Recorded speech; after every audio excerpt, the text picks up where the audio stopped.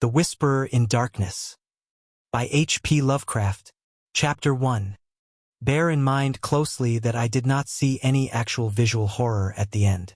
To say that a mental shock was the cause of what I inferred, that last straw which sent me racing out of the lonely Akeley farmhouse and through the wild domed hills of Vermont in a commandeered motor at night, is to ignore the plainest facts of my final experience. Notwithstanding the deep extent to which I shared the information and speculations of Henry Akeley, the things I saw and heard, and the admitted vividness of the impression produced on me by these things, I cannot prove even now whether I was right or wrong in my hideous inference. For after all, Akeley's disappearance establishes nothing. People found nothing amiss in his house despite the bullet marks on the outside and inside. It was just as though he had walked out casually for a ramble in the hills and failed to return. There was not even a sign that a guest had been there, or that those horrible cylinders and machines had been stored in the study. That he had mortally feared the crowded green hills and endless trickle of brooks among which he had been born and reared, means nothing at all either. For thousands are subject to just such morbid fears. Eccentricity, moreover, could easily account for his strange acts and apprehensions toward the last. The whole matter began, so far as I am concerned, with the historic and unprecedented Vermont floods of November 3, 1927. I was then, as now, an instructor of literature at Miskatonic University in Arkham, Massachusetts, and an enthusiastic amateur student of New England folklore. Shortly after the flood, amidst the varied reports of hardship, suffering, and organized relief which filled the press, there appeared certain odd stories of things found floating in some of the swollen rivers, so that many of my friends embarked on curious discussions and appealed to me to shed what light I could on the subject.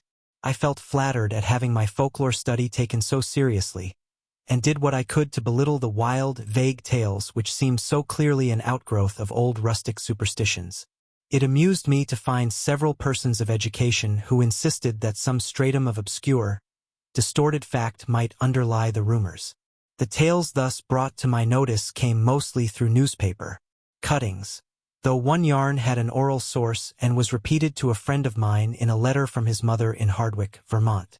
The type of thing described was essentially the same in all cases, though there seemed to be three separate instances involved, one connected with the Winooski River near Montpelier, another attached to the West River in Windham County beyond Newfane, and a third centering in the Passumpsic in Caledonia County above Lyndonville.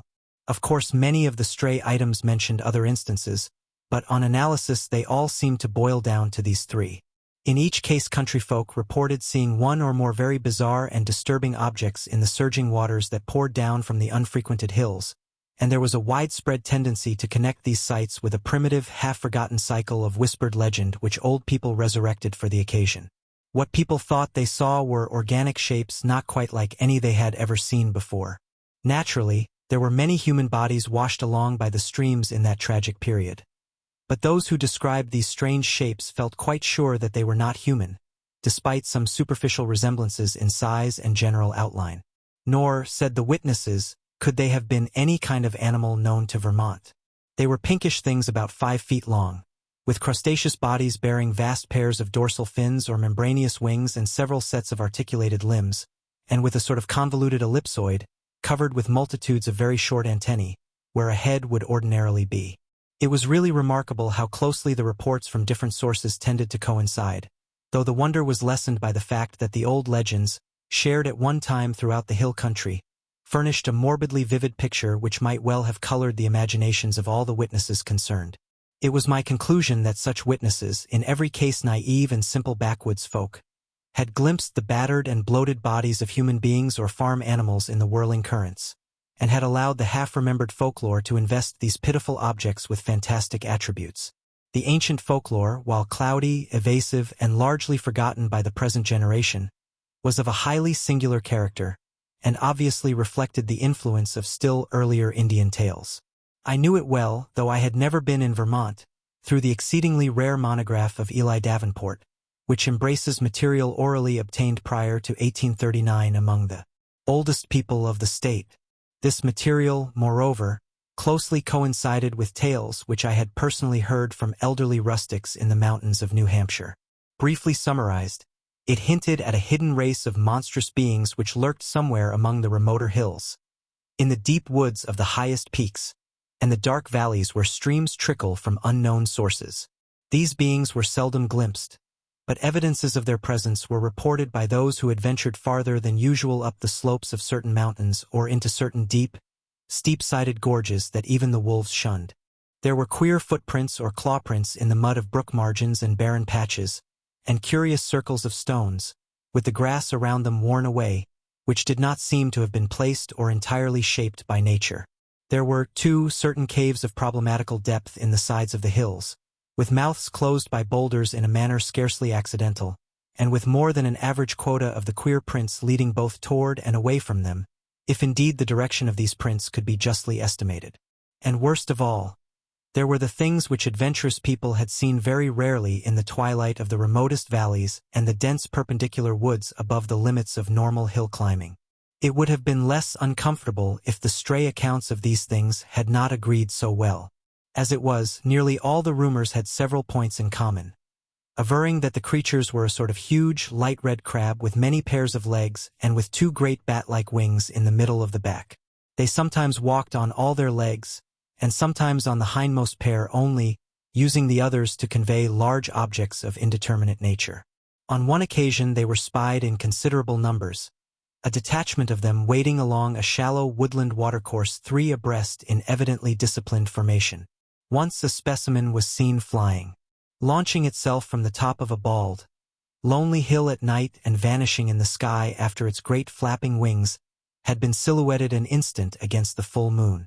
These things seemed content, on the whole, to let mankind alone, though they were at times held responsible for the disappearance of venturesome individuals, especially persons who built houses too close to certain valleys or too high up on certain mountains. Many localities came to be known as inadvisable to settle in, the feeling persisting long after the cause was forgotten. People would look up at some of the neighboring mountain precipices with a shudder, even when not recalling how many settlers had been lost, and how many farmhouses burnt to ashes, on the lower slopes of those grim, green sentinels. But while according to the earliest legends the creatures would appear to have harmed only those trespassing on their privacy, there were later accounts of their curiosity respecting men, and of their attempts to establish secret outposts in the human world. There were tales of the queer clawprints seen around farmhouse windows in the morning, and of occasional disappearances in regions outside the obviously haunted areas. Tales, besides, of buzzing voices in imitation of human speech which made surprising offers to lone travelers on roads and cart paths in the deep woods, and of children frightened out of their wits by things seen or heard where the primal forest pressed close upon their dooryards. In the final layer of legends, the layer just preceding the decline of superstition and the abandonment of close contact with the dreaded places, there are shocked references to hermits and remote farmers who at some period of life appeared to have undergone a repellent mental change, and who were shunned and whispered about as mortals who had sold themselves to the strange beings. In one of the northeastern counties it seemed to be a fashion about 1800 to accuse eccentric and unpopular recluses of being allies or representatives of the abhorred things. As to what the things were, explanations naturally varied. The common name applied to them was "those ones" or "the old ones," though other terms had a local and transient use. Perhaps the bulk of the Puritan settlers set them down bluntly as familiars of the devil, and made them a basis of odd theological speculation. Those with Celtic legendary in their heritage, mainly the Scotch-Irish element of New Hampshire, and their kindred who had settled in Vermont on Governor Wentworth's colonial grants, linked them vaguely with the malign fairies and little people of the bogs and raths, and protected themselves with scraps of incantation handed down through many generations. But the Indians had the most fantastic theories of all. While different tribal legends differed, there was a marked consensus of belief in certain vital particulars, it being unanimously agreed that the creatures were not native to this earth. The Pennacook myths, which were the most consistent and picturesque, taught that the winged ones came from the Great Bear in the sky, and had mines in our earthly hills whence they took a kind of stone they could not get on any other world. They did not live here, said the myths, but merely maintained outposts and flew back with vast cargoes of stone to their own stars in the north. They harmed only those earth people who got too near them or spied upon them. Animals shunned them through instinctive hatred, not because of being hunted. They could not eat the things and animals of earth, but brought their own food from the stars. It was bad to get near them, and sometimes young hunters who went into their hills never came back. It was not good, either, to listen to what they whispered at night in the forest with voices like a bee's that tried to be like the voices of men. They knew the speech of all kinds of men, Penacooks, Hurons, men of the 5 nations, but did not seem to have or need any speech of their own. They talked with their heads, which changed color in different ways to mean different things. All the legendary, of course white and Indian alike, died down during the 19th century, except for occasional atavistical flare-ups. The ways of the Vermonters became settled, and once their habitual paths and dwellings were established according to a certain fixed plan, they remembered less and less what fears and avoidances had determined that plan, and even that there had been any fears or avoidances. Most people simply knew that certain hilly regions were considered as highly unhealthy, unprofitable, and generally unlucky to live in, and that the farther one kept from them the better off one usually was. In time, the ruts of custom and economic interest became so deeply cut in approved places that there was no longer any reason for going outside them, and the haunted hills were left deserted by accident rather than by design.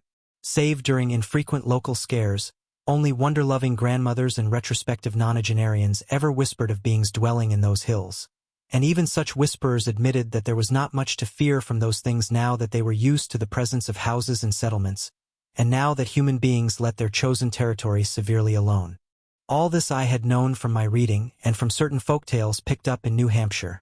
Hence, when the floodtime rumors began to appear, I could easily guess what imaginative background had evolved them. I took great pains to explain this to my friends, and was correspondingly amused when several contentious souls continued to insist on a possible element of truth in the reports. Such persons tried to point out that the early legends had a significant persistence and uniformity, and that the virtually unexplored nature of the Vermont hills made it unwise to be dogmatic about what might or might not dwell among them. Nor could they be silenced by my assurance that all the myths were of a well-known pattern common to most of mankind and determined by early phases of imaginative experience which always produced the same type of delusion.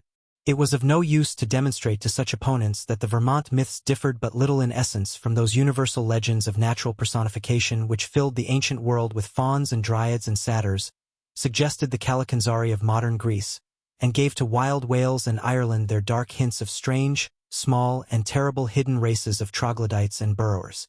No use, either, to point out the even more startlingly similar belief of the Nepalese hill tribes in the dreaded Migo or abominable snowmen, who lurk hideously amidst the ice and rock pinnacles of the Himalayan summits. When I brought up this evidence, my opponents turned it against me by claiming that it must imply some actual historicity for the ancient tales, that it must argue the real existence of some queer elder earth race, driven to hiding after the advent and dominance of mankind, which might very conceivably have survived in reduced numbers to relatively recent times, or even to the present. The more I laughed at such theories, the more these stubborn friends asseverated them, adding that even without the heritage of legend the recent reports were too clear, consistent, detailed, and sanely prosaic in manner of telling, to be completely ignored. 2 or 3 fanatical extremists went so far as to hint at possible meanings in the ancient Indian tales which gave the hidden beings a non-terrestrial origin, citing the extravagant books of Charles Fort with their claims that voyagers from other worlds in outer space have often visited Earth. Most of my foes, however, were merely romanticists who insisted on trying to transfer to real life the fantastic lore of lurking little people made popular by the magnificent horror fiction of Arthur Machen. Chapter 2. As was only natural under the circumstances, this piquant debating finally got into print in the form of letters to the Arkham Advertiser, some of which were copied in the press of those Vermont regions whence the flood stories came. The Rutland Herald gave half a page of extracts from the letters on both sides, while the Brattleboro Reformer reprinted one of my long historical and mythological summaries in full, with some accompanying comments in the Pendrifter's thoughtful column which supported and applauded my skeptical conclusions. By the spring of 1928 I was almost a well-known figure in Vermont, notwithstanding the fact that I had never set foot in the state. Then came the challenging letters from Henry Akeley which impressed me so profoundly, and which took me for the first and last time to that fascinating realm of crowded green precipices and muttering forest streams. Most of what I now know of Henry Wentworth Akeley was gathered by correspondence with his neighbors, and with his only son in California, after my experience in his lonely farmhouse.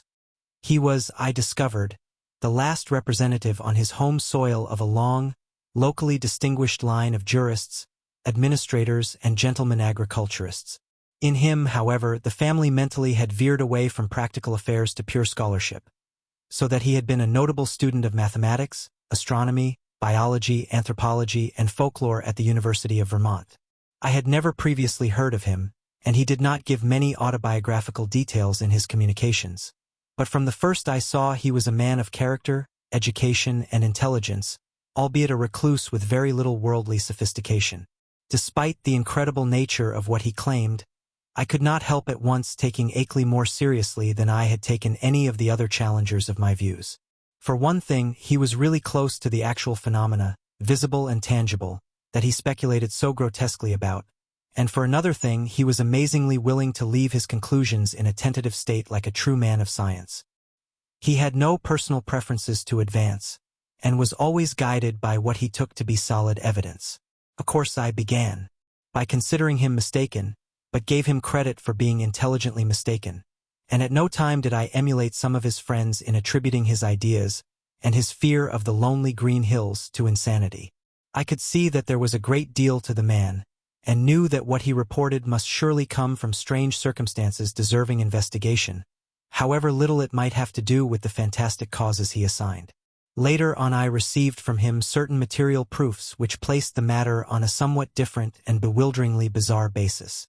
I cannot do better than transcribe in full, so far as is possible, the long letter in which Akeley introduced himself, and which formed such an important landmark in my own intellectual history. It is no longer in my possession, but my memory holds almost every word of its portentous message, and again I affirm my confidence in the sanity of the man who wrote it. Here is the text. A text which reached me in the cramped, archaic-looking scrawl of one who had obviously not mingled much with the world during his sedate, scholarly life. My dear sir, I have read with great interest the Brattleboro Reformer's reprint, April 23, 28, of your letter on the recent stories of strange bodies seen floating in our flooded streams last fall, and on the curious folklore they so well agree with. It is easy to see why an outlander would take the position you take, and even why Pendrifter agrees with you. That is the attitude generally taken by educated persons both in and out of Vermont, and was my own attitude as a young man, I am now 57, before my studies, both general and in Davenport's book, led me to do some exploring in parts of the hills hereabouts not usually visited. I was directed toward such studies by the queer old tales I used to hear from elderly farmers of the more ignorant sort, but now I wish I had let the whole matter alone. I might say, with all proper modesty, that the subject of anthropology and folklore is by no means strange to me. I took a good deal of it at college, and am familiar with most of the standard authorities such as Tyler, Lubbock, Fraser, Catterfages, Murray, Osborne, Keith, Boole, G. Elliott Smith, and so on. It is no news to me that tales of hidden races are as old as all mankind. I have seen the reprints of letters from you and those arguing with you in the Rutland Herald, and guess I know about where your controversy stands at the present time. What I desire to say now is, that I am afraid your adversaries are nearer right than yourself, even though all reason seems to be on your side. They are nearer right than they realize themselves, for of course they go only by theory, and cannot know what I know. If I knew as little of the matter as they, I would not feel justified in believing as they do. I would be wholly on your side. You can see that I am having a hard time getting to the point, probably because I really dread getting to the point. But the upshot of the matter is that I have certain evidence that monstrous things do indeed live in the woods on the high hills which nobody visits. I have not seen any of the things floating in the rivers, as reported, but I have seen things like them under circumstances I dread to repeat. I have seen footprints, and of late have seen them nearer my own home. I live in the old Akeley place south of Townsend Village on the side of Dark Mountain, than I dare tell you now. And I have overheard voices in the woods at certain points that I will not even begin to describe on paper. At one place I heard them so much that I took a phonograph there, with a dictaphone attachment and wax blank, and I shall try to arrange to have you hear the record I got. I have run it on the machine for some of the old people up here, and one of the voices had nearly scared them paralyzed by reason of its likeness to a certain voice, that buzzing voice in the woods which Davenport mentions, that their grandmothers have told about and mimicked for them. I know what most people think of a man who tells about hearing voices. But before you draw conclusions, just listen to this record and ask some of the older backwoods people what they think of it, if you can account for it normally very well. But there must be something behind it, Ex nihilo nihil fit, you know. Now my object in writing you is not to start an argument, but to give you information which I think a man of your tastes will find deeply interesting. This is private. Publicly I am on your side. For certain things shew me that it does not do for people to know too much about these matters. My own studies are now wholly private, and I would not think of saying anything to attract people's attention and cause them to visit the places I have explored. It is true, terribly true, that there are non-human creatures watching us all the time, with spies among us gathering information. It is from a wretched man who, if he was sane, as I think he was one of those spies that I got a large part of my clues to the matter. He later killed himself, but I have reason to think there are others now. The things come from another planet, being able to live in interstellar space and fly through it on clumsy, powerful wings which have a way of resisting the ether but which are too poor at steering to be of much use in helping them about on Earth. I will tell you about this later if you do not dismiss me at once as a madman. They come here to get metals from mines that go deep under the hills, and I think I know where they come from. They will not hurt us if we let them alone, but no one can say what will happen if we get too curious about them. Of course, a good army of men could wipe out their mining colony. That is what they are afraid of. But if that happened, more would come from outside, any number of them. They could easily conquer the Earth, but have not tried so far because they have not needed to. They would rather leave things as they are to save bother. I think they mean to get rid of me because of what I have discovered. There is a great black stone with unknown hieroglyphics half worn away which I found in the woods on Round Hill, east of here, and after I took it home everything became different. If they think I suspect too much they will either kill me or take me off the earth to where they come from. They like to take away men of learning once in a while, to keep informed on the state of things in the human world. This leads me to my secondary purpose in addressing you, namely, to urge you to hush up the present debate rather than give it more publicity. People must be kept away from these hills, and in order to effect this, their curiosity ought not to be aroused any further. Heaven knows there is peril enough anyway, with promoters and real estate men flooding Vermont with herds of summer people to overrun the wild places and cover the hills with cheap bungalows. I shall welcome further communication with you, and shall try to send you that phonograph record and black stone, which is so worn that photographs don't shew much, by express if you are willing. I say try, because I think those creatures have a way of tampering with things around here. There is a sullen, furtive fellow named Brown, on a farm near the village, who I think is their spy. Little by little they are trying to cut me off from our world because I know too much about their world. They have the most amazing way of finding out what I do. You may not even get this letter. I think I shall have to leave this part of the country and go to live with my son in San Diego, California, if things get any worse, but it is not easy to give up the place you were born in, and where your family has lived for 6 generations. Also, I would hardly dare sell this house to anybody now that the creatures have taken notice of it. They seem to be trying to get the black stone back and destroy the phonograph record, but I shall not let them if I can help it. My great police dogs always hold them back, for there are very few here as yet, and they are clumsy in getting about. As I have said, their wings are not much use for short flights on Earth. I am on the very brink of deciphering that stone, in a very terrible way, and with your knowledge of folklore you may be able to supply missing links enough to help me.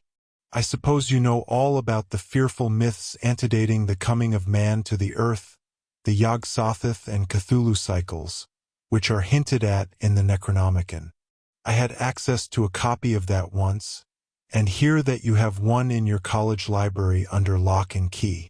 To conclude, Mr. Wilmarth, I think that with our respective studies we can be very useful to each other. I don't wish to put you in any peril, and suppose I ought to warn you that possession of the stone and the record won't be very safe. But I think you will find any risks worth running for the sake of knowledge. I will drive down to Newfane or Brattleboro to send whatever you authorize me to send, for the express offices there are more to be trusted. I might say that I live quite alone now, since I can't keep hired help any more. They won't stay because of the things that try to get near the house at night, and that keep the dogs barking continually. I am glad I didn't get as deep as this into the business while my wife was alive, for it would have driven her mad. Hoping that I am not bothering you unduly, and that you will decide to get in touch with me rather than throw this letter into the wastebasket as a madman's raving. I am yours, very truly, Henry W. Akeley. P.S. I am making some extra prints of certain photographs taken by me, which I think will help to prove a number of the points I have touched on. The old people think they are monstrously true. I shall send you these very soon if you are interested. H.W.A. It would be difficult to describe my sentiments upon reading this strange document for the first time. By all ordinary rules, I ought to have laughed more loudly at these extravagances than at the far milder theories which had previously moved me to mirth. Yet something in the tone of the letter made me take it with paradoxical seriousness. Not that I believed for a moment in the hidden race from the stars which my correspondent spoke of, but that, after some grave preliminary doubts, I grew to feel oddly sure of his sanity and sincerity, and of his confrontation by some genuine though singular and abnormal phenomenon which he could not explain except in this imaginative way. It could not be as he thought it, I reflected, yet on the other hand it could not be otherwise than worthy of investigation. The man seemed unduly excited and alarmed about something, but it was hard to think that all cause was lacking. He was so specific and logical in certain ways, and after all, his yarn did fit in so perplexingly well with some of the old myths, even the wildest Indian legends, that he had really overheard disturbing voices in the hills, and had really found the black stone he spoke about, was wholly possible despite the crazy inferences he had made. Inferences probably suggested by the man who had claimed to be a spy of the outer beings and had later killed himself.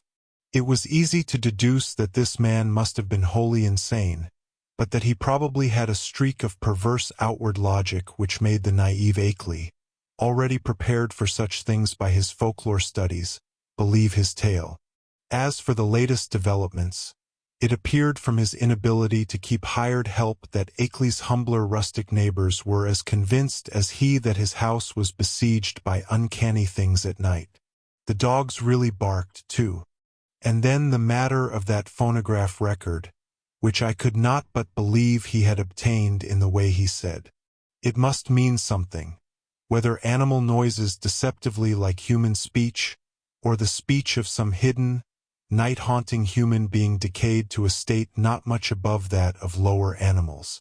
From this my thoughts went back to the black hieroglyph stone, and to speculations upon what it might mean. Then, too, what of the photographs which Akeley said he was about to send, and which the old people had found so convincingly terrible?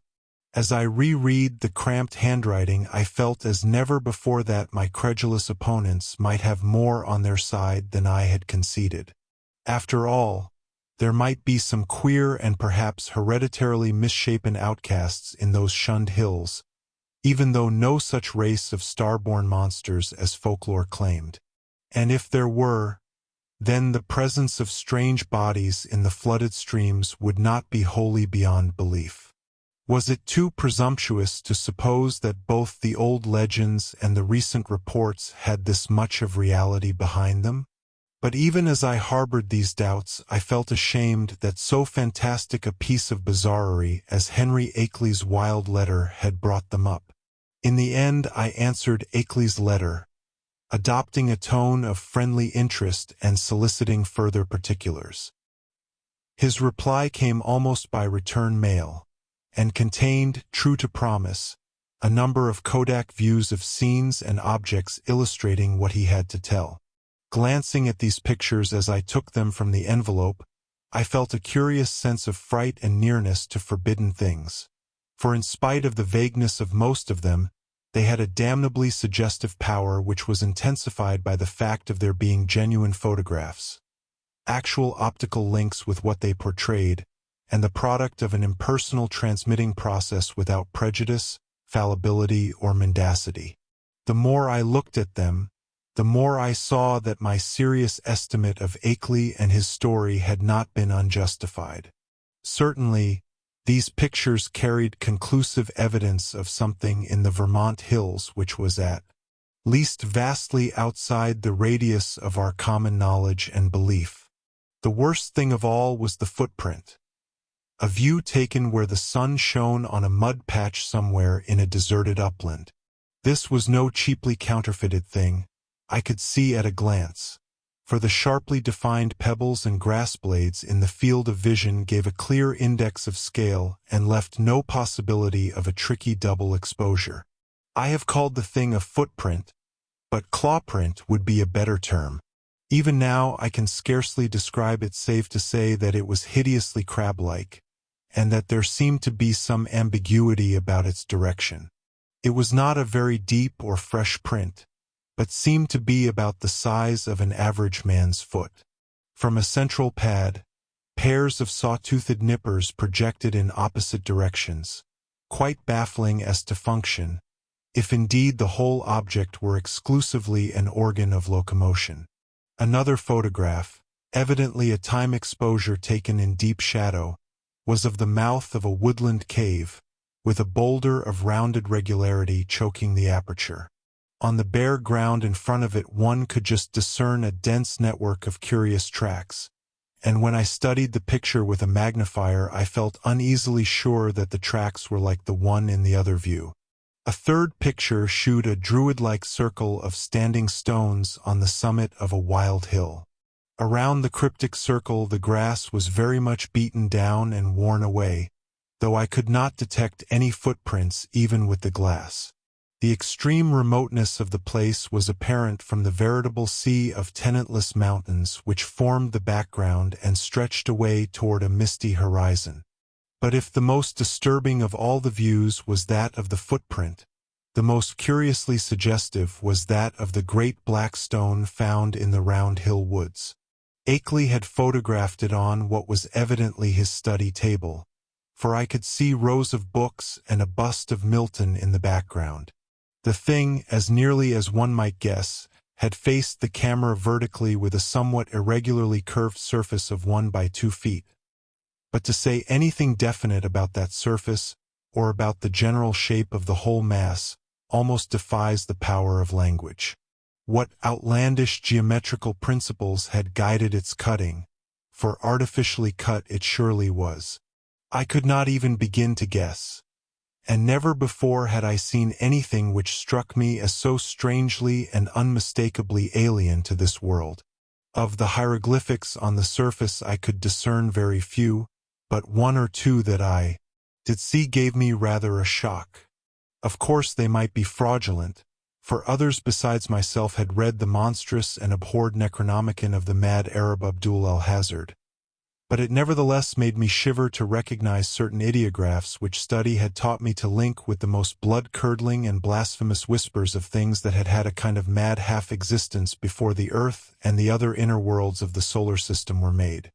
Of the 5 remaining pictures, 3 were of swamp and hill scenes which seemed to bear traces of hidden and unwholesome tenancy. Another was of a queer mark in the ground very near Akeley's house, which he said he had photographed the morning after a night on which the dogs had barked more violently than usual. It was very blurred, and one could really draw no certain conclusions from it. But it did seem fiendishly like that other mark or claw print photographed on the deserted upland. The final picture was of the Akeley place itself, a trim white house of 2 stories and attic, about 1.25 centuries old, and with a well-kept lawn and stone-bordered path leading up to a tastefully carved Georgian doorway. There were several huge police dogs on the lawn, squatting near a pleasant-faced man with a close-cropped gray beard whom I took to be Akeley himself. His own photographer, one might infer from the tube-connected bulb in his right hand. From the pictures I turned to the bulky, closely written letter itself, and for the next 3 hours was immersed in a gulf of unutterable horror.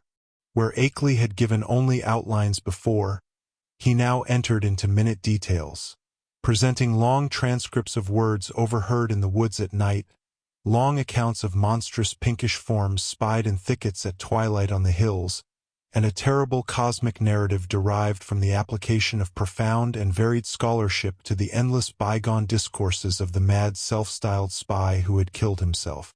I found myself faced by names and terms that I had heard elsewhere in the most hideous of connections: Yuggoth, Great Cthulhu, Tsathoggua, Yog-Sothoth, Relaya, Nyarlathotep, Azathoth, Hastur, Yian, Lang, the Lake of Hali, Bethmura, the Yellow Sign, Lemurkathalos, Bran, and the Magnum Innominandum, and was drawn back through nameless eons and inconceivable dimensions to worlds of outer entity at which the crazed author of the Necronomicon had only guessed in the vaguest way. I was told of the pits of primal life, and of the streams that had trickled down therefrom, and finally of the tiny rivulet from one of those streams which had become entangled with the destinies of our own earth, my brain whirled, and where before I had attempted to explain things away, I now began to believe in the most abnormal and incredible wonders. The array of vital evidence was damnably vast and overwhelming, and the cool, scientific attitude of Akeley, an attitude removed as far as imaginable from the demented, the fanatical, the hysterical, or even the extravagantly speculative, had a tremendous effect on my thought and judgment. By the time I laid the frightful letter aside, I could understand the fears he had come to entertain, and was ready to do anything in my power to keep people away from those wild, haunted hills. Even now, when time has dulled the impression and made me half-question my own experience and horrible doubts, there are things in that letter of Akeley's which I would not quote, or even form into words on paper.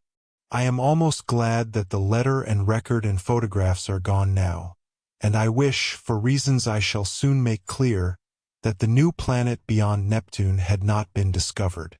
With the reading of that letter, my public debating about the Vermont horror permanently ended. Arguments from opponents remained unanswered or put off with promises, and eventually the controversy petered out into oblivion. During late May and June I was in constant correspondence with Akeley, though once in a while a letter would be lost, so that we would have to retrace our ground and perform considerable laborious copying. What we were trying to do, as a whole, was to compare notes in matters of obscure mythological scholarship and arrive at a clearer correlation of the Vermont horrors with the general body of primitive world legend. For one thing, we virtually decided that these morbidities and the hellish Himalayan Migo were one and the same order of incarnated nightmare. There were also absorbing zoological conjectures, which I would have referred to Professor Dexter in my own college but for Akeley's imperative command to tell no one of the matter before us. If I seem to disobey that command now, it is only because I think that at this stage a warning about those farther Vermont hills, and about those Himalayan peaks which bold explorers are more and more determined to ascend, is more conducive to public safety than silence would be. One specific thing we were leading up to was a deciphering of the hieroglyphics on that infamous black stone, a deciphering which might well place us in possession of secrets deeper and more dizzying than any formerly known to man. Chapter 3. Toward the end of June the phonograph record came, shipped from Brattleboro, since Akeley was unwilling to trust conditions on the branch line north of there. He had begun to feel an increased sense of espionage, aggravated by the loss of some of our letters, and said much about the insidious deeds of certain men whom he considered tools and agents of the hidden beings. Most of all he suspected the surly farmer Walter Brown, who lived alone on a run-down hillside place near the deep woods, and who was often seen loafing around corners in Brattleboro, Bellows Falls, Newfane, and South Londonderry in the most inexplicable and seemingly unmotivated way. Brown's voice, he felt convinced, was one of those he had overheard on a certain occasion in a very terrible conversation, and he had once found a footprint or claw print near Brown's house which might possess the most ominous significance. It had been curiously near some of Brown's own footprints that faced toward it. So the record was shipped from Brattleboro, whither Akeley drove in his Ford car along the lonely Vermont back roads. He confessed in an accompanying note that he was beginning to be afraid of those roads, and that he would not even go into Townsend for supplies now except in broad daylight. It did not pay, he repeated again and again, to know too much unless one were very remote from those silent and problematical hills. He would be going to California pretty soon to live with his son, though it was hard to leave a place where all one's memories and ancestral feelings centered. Before trying the record on the commercial machine which I borrowed from the college administration building, I carefully went over all the explanatory matter in Akeley's various letters.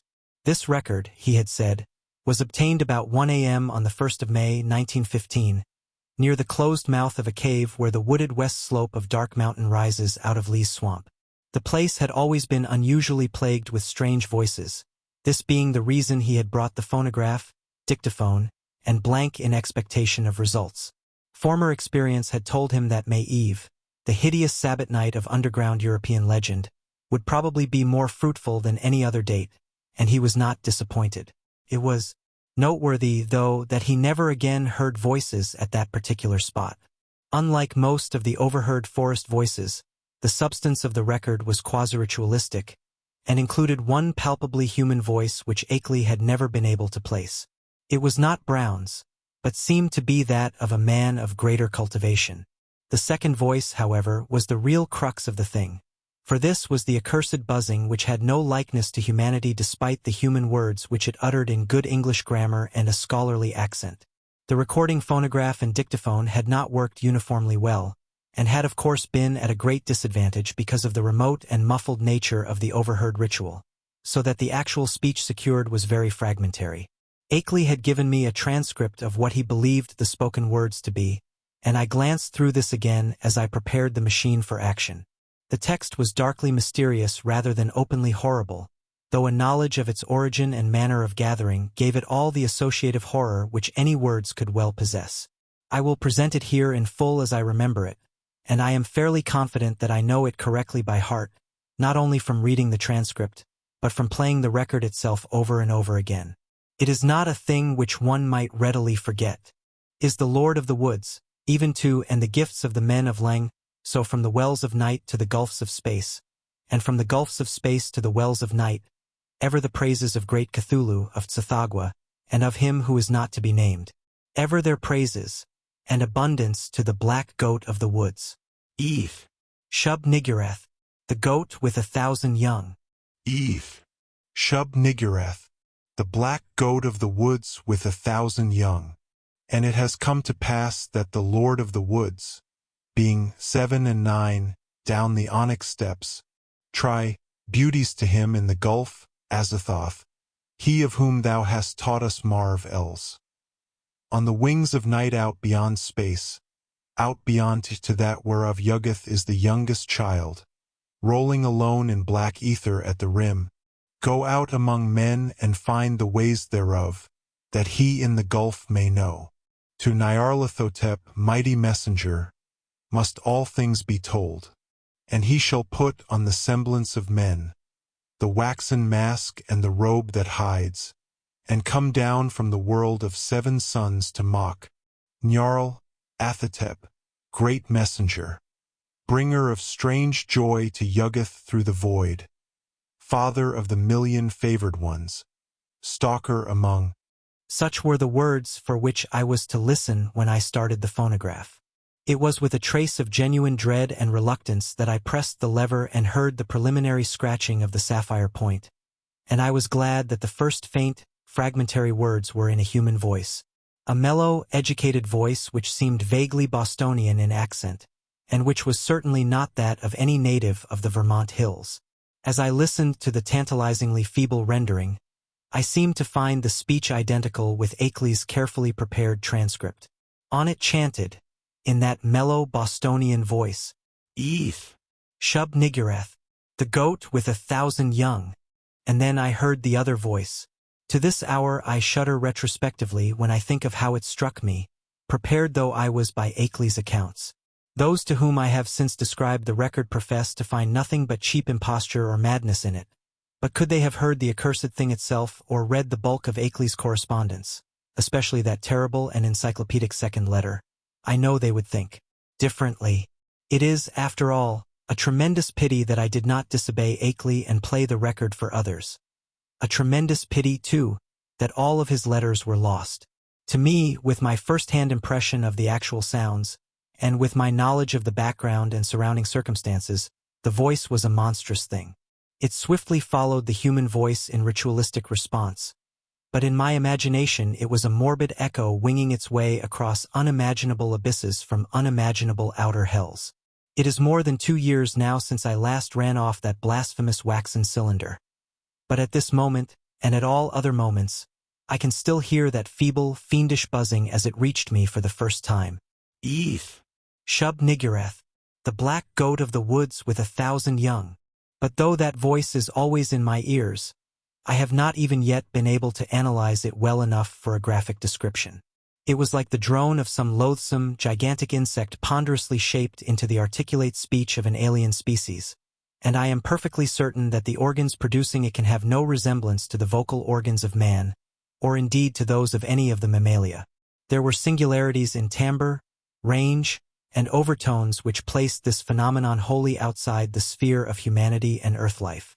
Its sudden advent that first time almost stunned me, and I heard the rest of the record through in a sort of abstracted daze. When the longer passage of buzzing came, there was a sharp intensification of that feeling of blasphemous infinity which had struck me during the shorter and earlier passage.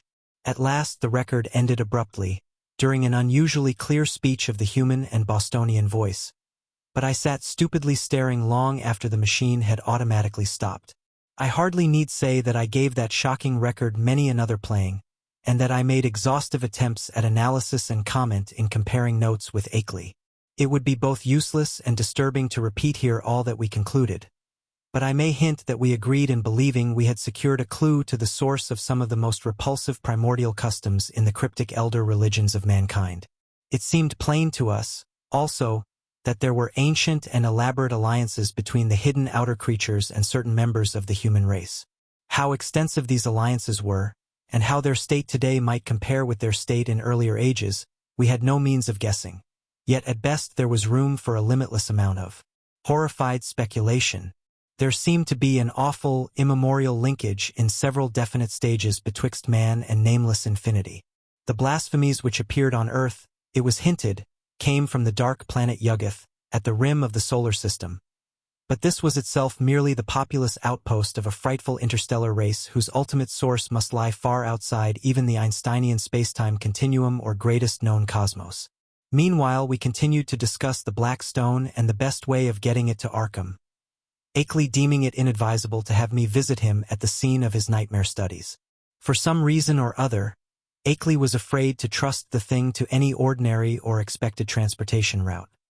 His final idea was to take it across county to Bellows Falls and ship it on the Boston and Maine system through Keene and Winchendon and Fitchburg, even though this would necessitate his driving along somewhat lonelier and more forest-traversing hill roads than the main highway to Brattleboro. He said he had noticed a man around the express office at Brattleboro when he had sent the phonograph record, whose actions and expression had been far from reassuring. This man had seemed too anxious to talk with the clerks, and had taken the train on which the record was shipped. Akeley confessed that he had not felt strictly at ease about that record until he heard from me of its safe receipt. About this time, the second week in July, another letter of mine went astray, as I learned through an anxious communication from Akeley. After that he told me to address him no more at Townsend, but to send all mail in care of the general delivery at Brattleboro, whither he would make frequent trips either in his car or on the motor coach line which had lately replaced passenger service on the lagging branch railway. I could see that he was getting more and more anxious, for he went into much detail about the increased barking of the dogs on moonless nights, and about the fresh claw prints he sometimes found in the road and in the mud at the back of his farmyard when morning came. Once he told about a veritable army of prints drawn up in a line facing an equally thick and resolute line of dog tracks, and sent a loathsomely disturbing Kodak picture to prove it. That was after a night on which the dogs had outdone themselves in barking and howling. On the morning of Wednesday, July 18th, I received a telegram from Bellows Falls, in which Akeley said he was expressing the Black Stone over the B&M. On train number 5508, leaving Bellows Falls at 12:15 p.m., Standard Time, and due at the North Station in Boston at 4:12 p.m. It ought, I calculated, to get up to Arkham at least by the next noon, and accordingly I stayed in all Thursday morning to receive it. But noon came and went without its advent, and when I telephoned down to the express office I was informed that no shipment for me had arrived. My next act, performed amidst a growing alarm, was to give a long-distance call to the express agent at the Boston North Station, and I was scarcely surprised to learn that my consignment had not appeared. Train number 5508 had pulled in only 35 minutes late on the day before, but had contained no box addressed to me. The agent promised, however, to institute a searching inquiry, and I ended the day by sending Akeley a night letter outlining the situation. With commendable promptness, a report came from the Boston office on the following afternoon, the agent telephoning as soon as he learned the facts. It seemed that the railway express clerk on number 5508 had been able to recall an incident which might have much bearing on my loss, an argument with a very curious-voiced man, lean, sandy, and rustic-looking, when the train was waiting at Keene, New Hampshire, shortly after 1 o'clock Standard Time. The man, he said, was greatly excited about a heavy box which he claimed to expect, but which was neither on the train nor entered on the company's books. He had given the name of Stanley Adams, and had had such a queerly thick droning voice that it made the clerk abnormally dizzy and sleepy to listen to him. The clerk could not remember quite how the conversation had ended, but recalled starting into a fuller awakeness when the train began to move. The Boston agent added that this clerk was a young man of wholly unquestioned veracity and reliability, of known antecedents and long with the company. That evening I went to Boston to interview the clerk in person, having obtained his name and address from the office. He was a frank, prepossessing fellow, but I saw that he could add nothing to his original account. Oddly, he was scarcely sure that he could even recognize the strange inquirer again. Realizing that he had no more to tell, I returned to Arkham and sat up till morning writing letters to Akeley, to the express company, and to the police department and station agent in Keene.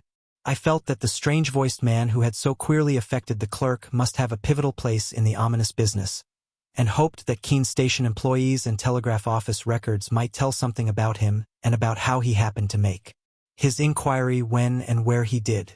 I must admit, however, that all my investigations came to nothing.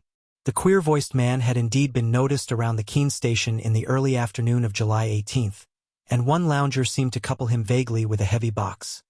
But he was altogether unknown, and had not been seen before or since. He had not visited the telegraph office or received any message so far as could be learned, nor had any message which might justly be considered a notice of the Blackstone's presence on number 5508 come through the office for anyone. Naturally, Akeley joined with me in conducting these inquiries, and even made a personal trip to Keene to question the people around the station, but his attitude toward the matter was more fatalistic than mine. He seemed to find the loss of the box a portentous and menacing fulfillment of inevitable tendencies, and had no real hope at all of its recovery. He spoke of the undoubted telepathic and hypnotic powers of the hill creatures and their agents, and in one letter hinted that he did not believe the stone was on this earth any longer. For my part, I was duly enraged, for I had felt there was at least a chance of learning profound and astonishing things from the old blurred hieroglyphs. The matter would have rankled bitterly in my mind, had not Akeley's immediate subsequent letters brought up a new phase of the whole horrible hill problem which at once seized all my attention. Chapter 4. The unknown things, Akeley wrote in a script grown pitifully tremulous, had begun to close in on him with a wholly new degree of determination. The nocturnal barking of the dogs whenever the moon was dim or absent was hideous now, and there had been attempts to molest him on the lonely roads he had to traverse by day. On the 2nd of August, while bound for the village in his car, he had found a tree trunk laid in his path at a point where the highway ran through a deep patch of woods. While the savage barking of the two great dogs he had with him told all too well of the things which must have been lurking near. What would have happened had the dogs not been there, he did not dare guess. But he never went out now without at least two of his faithful and powerful pack. Other road experiences had occurred on August 5th and 6th. A shot grazing his car on one occasion, and the barking of the dogs telling of unholy woodland presences on the other. On August 15th I received a frantic letter which disturbed me greatly, and which made me wish Akeley could put aside his lonely reticence and call in the aid of the law. There had been frightful happenings on the night of the 12/13th, bullets flying outside the farmhouse, and 3 of the 12 great dogs being found shot dead in the morning. There were myriads of claw prints in the road, with the human prints of Walter Brown among them. Akeley had started to telephone to Brattleboro for more dogs, but the wire had gone dead before he had a chance to say much. Later he went to Brattleboro in his car, and learned there that linemen had found the main telephone cable neatly cut at a point where it ran through the deserted hills north of Newfane. But he was about to start home with 4 fine new dogs, and several cases of ammunition for his big-game repeating rifle. The letter was written at the post office in Brattleboro, and came through to me without delay. My attitude toward the matter was by this time quickly slipping from a scientific to an alarmedly personal one. I was afraid for Akeley in his remote, lonely farmhouse, and half afraid for myself because of my now definite connection with the strange hill problem. The thing was reaching out, so would it suck me in and engulf me? In replying to his letter, I urged him to seek help, and hinted that I might take action myself if he did not. I spoke of visiting Vermont in person in spite of his wishes, and of helping him explain the situation to the proper authorities. In return, however, I received only a telegram from Bellows Falls which read thus: "Appreciate your position but can do nothing. Take no action yourself, for it could only harm both. Wait for explanation. Henry Akeley." But the affair was steadily deepening. Upon my replying to the telegram, I received a shaky note from Akeley with the astonishing news that he had not only never sent the wire, but had not received the letter from me, to which it was an obvious reply.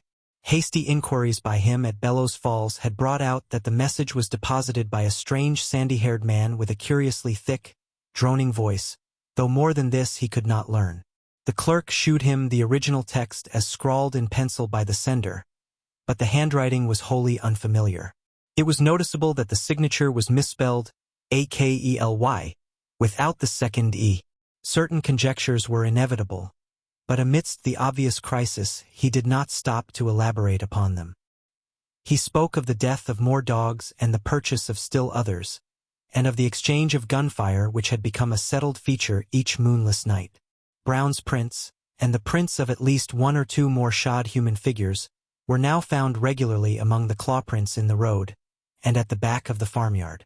It was, Akeley admitted, a pretty bad business, and before long he would probably have to go to live with his California son, whether or not he could sell the old place.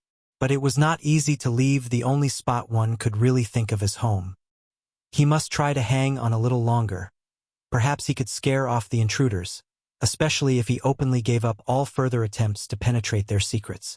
Writing Akeley at once, I renewed my offers of aid, and spoke again of visiting him and helping him convince the authorities of his dire peril.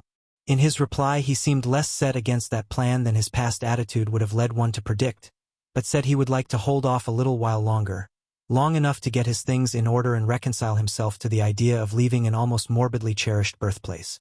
People looked askance at his studies and speculations, and it would be better to get quietly off without setting the countryside in a turmoil and creating widespread doubts of his own sanity. He had had enough, he admitted, but he wanted to make a dignified exit if he could. This letter reached me on the 28th of August, and I prepared and mailed as encouraging a reply as I could. Apparently the encouragement had effect, for Akeley had fewer terrors to report when he acknowledged my note. He was not very optimistic, though, and expressed the belief that it was only the full moon season which was holding the creatures off.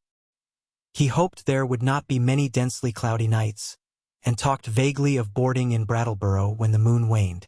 Again I wrote him encouragingly, but on September 5th there came a fresh communication which had obviously crossed my letter in the mails, and to this I could not give any such hopeful response. In view of its importance I believe I had better give it in full, as best I can do from memory of the shaky script. It ran substantially as follows. Monday. Dear Wilmarth, a rather discouraging P.S. to my last. Last night was thickly cloudy, though no rain, and not a bit of moonlight got through. Things were pretty bad, and I think the end is getting near in spite of all we have hoped. After midnight something landed on the roof of the house, and the dogs all rushed up to see what it was. I could hear them snapping and tearing around, and then one managed to get on the roof by jumping from the low L. There was a terrible fight up there, and I heard a frightful buzzing which I'll never forget. And then there was a shocking smell. About the same time bullets came through the window and nearly grazed me. I think the main line of the hill creatures had got close to the house when the dogs divided because of the roof business. What was up there I don't know yet, but I'm afraid the creatures are learning to steer better with their space wings. I put out the light and used the windows for loopholes, and raked all around the house with rifle fire aimed just high enough not to hit the dogs. That seemed to end the business, but in the morning I found great pools of blood in the yard, beside pools of a green sticky stuff that had the worst odor I have ever smelled. I climbed up on the roof and found more of the sticky stuff there. 5 of the dogs were killed. I'm afraid I hit one by aiming too low, for he was shot in the back. Now I am setting the panes the shots broke, and am going to Brattleboro for more dogs. I guess the men at the kennels think I am crazy. We'll drop another note later. Suppose I'll be ready for moving in a week or 2, though it nearly kills me to think of it. Hastily, Akeley. But this was not the only letter from Akeley to cross mine. On the next morning, September 6th, still another came. This time a frantic scrawl which utterly unnerved me and put me at a loss what to say or do next. Again, I cannot do better than quote the text as faithfully as memory will let me. Tuesday clouds didn't break, so no moon again, and going into the wane anyhow. I'd have the house wired for electricity and put in a searchlight. If I didn't know they'd cut the cables as fast as they could be mended. I think I am going crazy. It may be that all I have ever written you is a dream or madness. It was bad enough before, but this time it is too much. They talked to me last night. Talked in that cursed buzzing voice and told me things that I dare not repeat to you. I heard them plainly over the barking of the dogs, and once when they were drowned out a human voice helped them. Keep out of this, Wilmarth. It is worse than either you or I ever suspected. They don't mean to let me get to California now. They want to take me off alive, or what theoretically and mentally amounts to alive, not only to Yuggoth but beyond that, away outside the galaxy and possibly beyond the last curved rim of space. I told them I wouldn't go where they wish, or in the terrible way they propose to take me, but I'm afraid it will be no use. My place is so far out that they may come by day as well as by night before long. 6 more dogs killed, and I felt presences all along the wooded parts of the road when I drove to Brattleboro today. It was a mistake for me to try to send you that phonograph record and Blackstone. Better smash the record before it's too late. We'll drop you another line tomorrow if I'm still here. Wish I could arrange to get my books and things to Brattleboro and board there. I would run off without anything if I could, but something inside my mind holds me back. I can slip out to Brattleboro where I ought to be safe, but I feel just as much a prisoner there as at the house. And I seem to know that I couldn't get much farther even if I dropped everything and tried. It is horrible, don't get mixed up in this. Clarice, Akeley. I did not sleep at all the night after receiving this terrible thing, and was utterly baffled as to Akeley's remaining degree of sanity. The substance of the note was wholly insane, yet the manner of expression, in view of all that had gone before, had a grimly potent quality of convincingness. I made no attempt to answer it, thinking it better to wait until Akeley might have time to reply to my latest communication. Such a reply indeed came on the following day, though the fresh material in it quite overshadowed any of the points brought up by the letter it nominally answered. Here is what I recall of the text, scrawled and blotted as it was in the course of a plainly frantic and hurried composition. Wednesday. Your letter came, but it's no use to discuss anything anymore. I am fully resigned. Wonder that I have even enough willpower left to fight them off. Can't escape even if I were willing to give up everything and run. They'll get me. Had a letter from them yesterday. RFD man brought it while I was at Brattleboro. Typed and postmarked Bellows Falls. Tells what they want to do with me. I can't repeat it. Look out for yourself, too. Smash that record. Cloudy nights keep up and moon waning all the time. Wish I dared to get help. It might brace up my willpower, but everyone who would dare to come at all would call me crazy unless there happened to be some proof. Couldn't ask people to come for no reason at all. Am all out of touch with everybody and have been for years. But I haven't told you the worst, Wilmarth. Brace up to read this, for it will give you a shock. I am telling the truth, though. It is this: I have seen and touched one of the things or part of one of the things. God, man! But it's awful. It was dead, of course. One of the dogs had it, and I found it near the kennel this morning. I tried to save it in the woodshed to convince people of the whole thing, but it all evaporated in a few hours. Nothing left. All those things in the rivers were seen only on the first morning after the flood. And here's the worst. I tried to photograph it for you, but when I developed the film there wasn't anything visible except the woodshed. What can the thing have been made of? I saw it and felt it, and they all leave footprints. It was surely made of matter, but what kind of matter? The shape can't be described. It was a great crab with a lot of pyramid fleshy rings or knots of thick, ropey stuff covered with feelers where a man's head would be. That green sticky stuff is its blood or juice. And there are more of them due on Earth any minute. Walter Brown is missing. Hasn't been seen loafing around any of his usual corners in the village's hereabouts. I must have got him with one of my shots, though the creatures always seem to try to take their dead and wounded away. Got into town this afternoon without any trouble, but am afraid they're beginning to hold off because they're sure of me. Am writing this in Brattleboro, PO. This may be goodbye. If it is, write my son George Goodenough Akeley, 176 Pleasant Street, San Diego, California, but don't come up here. Write the boy if you don't hear from me in a week, and watch the papers for news. I'm going to play my last 2 cards now, if I have the willpower left. First to try poison gas on the things. I've got the right chemicals and have fixed up masks for myself and the dogs, and then if that doesn't work, tell the sheriff. They can lock me in a madhouse if they want to. It'll be better than what the other creatures would do. Perhaps I can get them to pay attention to the prints around the house. They are faint, but I can find them every morning. Suppose, though, police would say I faked them somehow, for they all think I'm a queer character. Must try to have a state policeman spend a night here and see for himself, though it would be just like the creatures to learn about it and hold off that night. They cut my wires whenever I try to telephone in the night. The linemen think it is very queer, and may testify for me if they don't go and imagine I cut them myself. I haven't tried to keep them repaired for over a week now. I could get some of the ignorant people to testify for me about the reality of the horrors, but everybody laughs at what they say, and anyway, they have shunned my place for so long that they don't know any of the new events. You couldn't get one of those rundown farmers to come within a mile of my house for love or money. The mail carrier hears what they say and jokes me about it. God!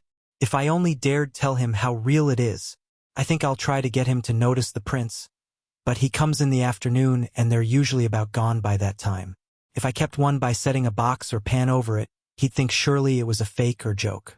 Wish I hadn't gotten to be such a hermit so folks don't drop around as they used to. I've never dared shew the black stone or the Kodak pictures, or play that record, to anybody but the ignorant people. The others would say I faked the whole business and do nothing but laugh. But I may yet try shewing the pictures. They give those claw prints clearly, even if the things that made them can't be photographed. What a shame nobody else saw that thing this morning before it went to nothing. But I don't know as I care. After what I've been through, a madhouse is as good a place as any.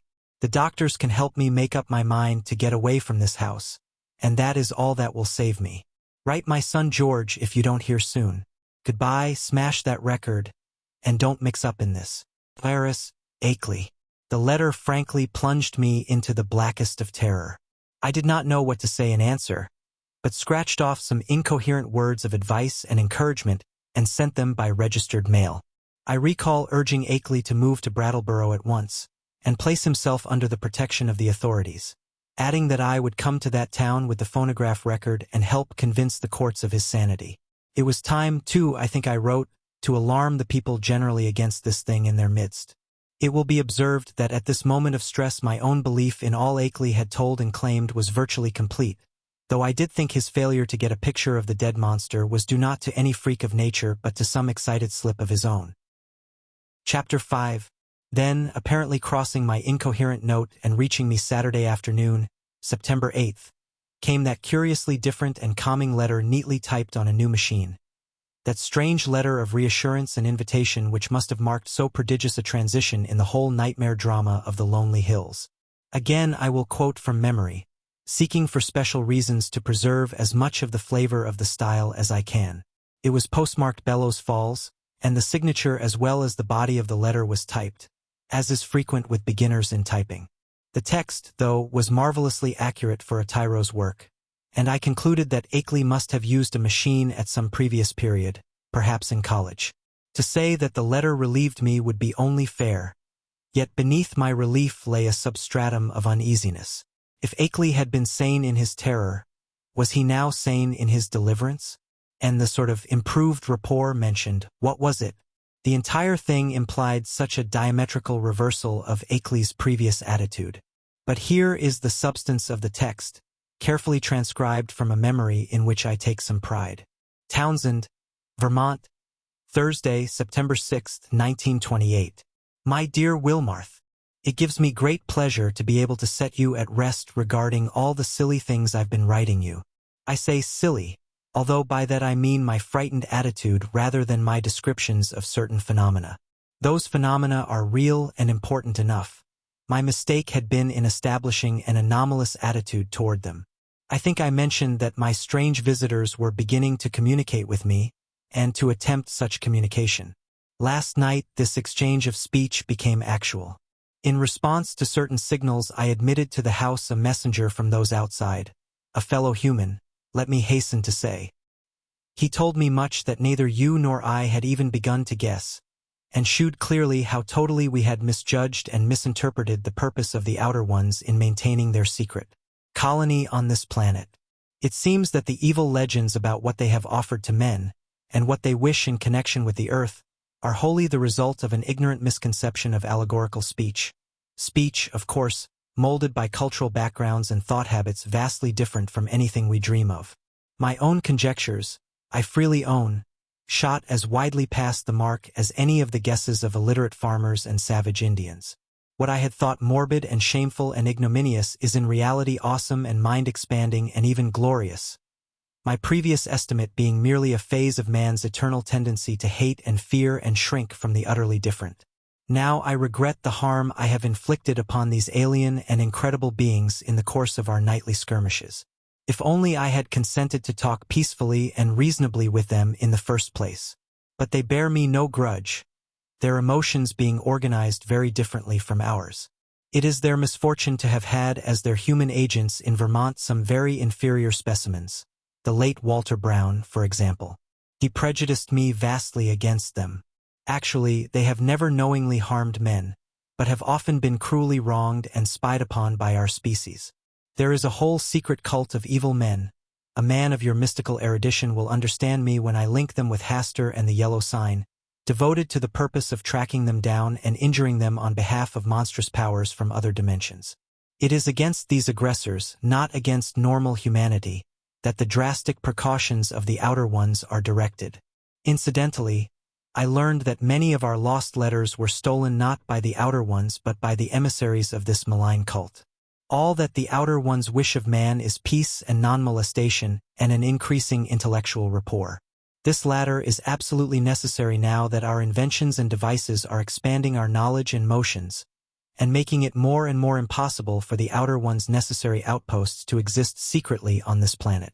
The alien beings desire to know mankind more fully, and to have a few of mankind's philosophic and scientific leaders know more about them. With such an exchange of knowledge, all perils will pass, and a satisfactory modus vivendi be established. The very idea of any attempt to enslave or degrade mankind is ridiculous. As a beginning of this improved rapport, the Outer Ones have naturally chosen me, whose knowledge of them is already so considerable, as their primary interpreter on Earth. Much was told me last night, facts of the most stupendous and vista-opening nature, and more will be subsequently communicated to me both orally and in writing. I shall not be called upon to make any trip outside just yet, though I shall probably wish to do so later on, employing special means and transcending everything which we have hitherto been accustomed to regard as human experience. My house will be besieged no longer. Everything has reverted to normal, and the dogs will have no further occupation. In place of terror, I have been given a rich boon of knowledge and intellectual adventure which few other mortals have ever shared. The outer beings are perhaps the most marvelous organic things in or beyond all space and time, members of a cosmos-wide race of which all other life forms are merely degenerate variants. They are more vegetable than animal, if these terms can be applied to the sort of matter composing them, and have a somewhat fungoid structure, though the presence of a chlorophyll-like substance and a very singular nutritive system differentiate them altogether from true cormophytic fungi. Indeed, the type is composed of a form of matter totally alien to our part of space, with electrons having a wholly different vibration rate. That is why the beings cannot be photographed on the ordinary camera films and plates of our known universe, even though our eyes can see them. With proper knowledge, however, any good chemist could make a photographic emulsion which would record their images. The genus is unique in its ability to traverse the heatless and airless interstellar void in full corporeal form, and some of its variants cannot do this without mechanical aid or curious surgical transpositions. Only a few species have the ether-resisting wings characteristic of the Vermont variety. Those inhabiting certain remote peaks in the Old World were brought in other ways. Their external resemblance to animal life and to the sort of structure we understand as material is a matter of parallel evolution rather than of close kinship. Their brain capacity exceeds that of any other surviving life form, although the wing types of our hill country are by no means the most highly developed. Telepathy is their usual means of discourse, though they have rudimentary vocal organs which, after a slight operation for surgery is an incredibly expert and everyday thing among them, can roughly duplicate the speech of such types of organism as still use speech. Their main immediate abode is a still undiscovered and almost lightless planet at the very edge of our solar system, beyond Neptune, and the ninth in distance from the Sun. It is, as we have inferred, the object mystically hinted at as Yuggoth in certain ancient and forbidden writings, and it will soon be the scene of a strange focusing of thought upon our world in an effort to facilitate mental rapport. I would not be surprised if astronomers became sufficiently sensitive to these thought currents to discover Yuggoth when the outer ones wish them to do so. But Yuggoth, of course, is only the stepping stone. The main body of the beings inhabits strangely organized abysses wholly beyond the utmost reach of any human imagination. The space-time globule which we recognize as the totality of all cosmic entity is only an atom in the genuine infinity which is theirs. And as much of this infinity as any human brain can hold is eventually to be opened up to me, as it has been to not more than 50 other men since the human race has existed. You will probably call this raving at first, Wilmarth, but in time you will appreciate the titanic opportunity one have stumbled upon. I want you to share as much of it as is possible, and to that end must tell you thousands of things that won't go on paper. In the past I have warned you not to come to see me. Now that all is safe, I take pleasure in rescinding that warning and inviting you. Can't you make a trip up here before your college term opens? It would be marvelously delightful if you could. Bring along the phonograph record and all my letters to you as consultative data. We shall need them in piecing together the whole tremendous story. You might bring the Kodak prints, too, since I seem to have mislaid the negatives and my own prints in all this recent excitement. But what a wealth of facts I have to add to all this groping and tentative material. And what a stupendous device I have to supplement my additions. Don't hesitate. I am free from espionage now, and you will not meet anything unnatural or disturbing. Just come along and let my car meet you at the Brattleboro station. Prepare to stay as long as you can, and expect many an evening of discussion of things beyond all human conjecture. Don't tell anyone about it, of course, for this matter must not get to the promiscuous public. The train service to Brattleboro is not bad. You can get a timetable in Boston. Take the B and M to Greenfield and then change for the brief remainder of the way. I suggest you're taking the convenient 4:10 p.m. standard from Boston. This gets into Greenfield at 7:35, and at 9:19 a.m. train leaves there which reaches Brattleboro at 10:01. That is weekdays. Let me know the date and I'll have my car on hand at the station. Pardon this typed letter, but my handwriting has grown shaky of late, as you know, and I don't feel equal to long stretches of script. I got this new Corona in Brattleboro yesterday. It seems to work very well. Awaiting word, and hoping to see you shortly with the phonograph record and all my letters, and the Kodak prints. I am yours in anticipation, Henry W. Akeley. To Albert N. Wilmarth, Esq., Miskatonic University, Arkham, Mass. The complexity of my emotions upon reading, rereading, and pondering over this strange and unlooked-for letter is past adequate description. I have said that I was at once relieved and made uneasy, but this expresses only crudely the overtones of diverse and largely subconscious feelings which comprised both the relief and the uneasiness. To begin with, the thing was so antipodally at variance with the whole chain of horrors preceding it. The change of mood from stark terror to cool complacency and even exultation was so unheralded, lightning-like, and complete. I could scarcely believe that a single day could so alter the psychological perspective of one who had written that final frenzied bulletin of Wednesday, no matter what relieving disclosures that day might have brought. At certain moments a sense of conflicting unrealities made me wonder whether this whole distantly reported drama of fantastic forces were not a kind of half-illusory dream created, largely within my own mind.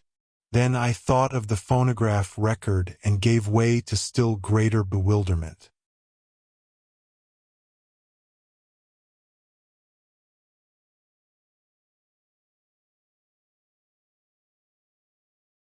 The letter seemed so unlike anything which could have been expected. As I analyzed my impression, I saw that it consisted of two distinct phases. First, granting that Akeley had been sane before and was still sane, the indicated change in the situation itself was so swift and unthinkable. And secondly, the change in Akeley's own manner, attitude, and language was so vastly beyond the normal or the predictable.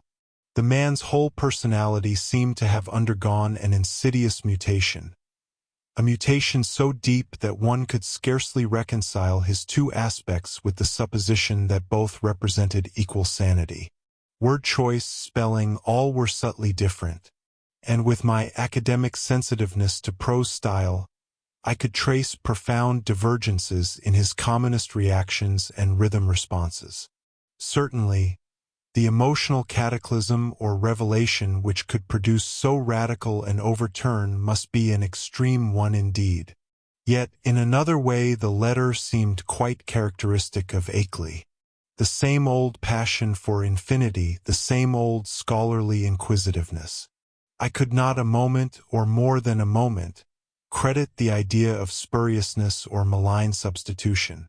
Did not the invitation, the willingness to have me test the truth of the letter in person, prove its genuineness? I did not retire Saturday night, but sat up thinking of the shadows and marvels behind the letter I had received.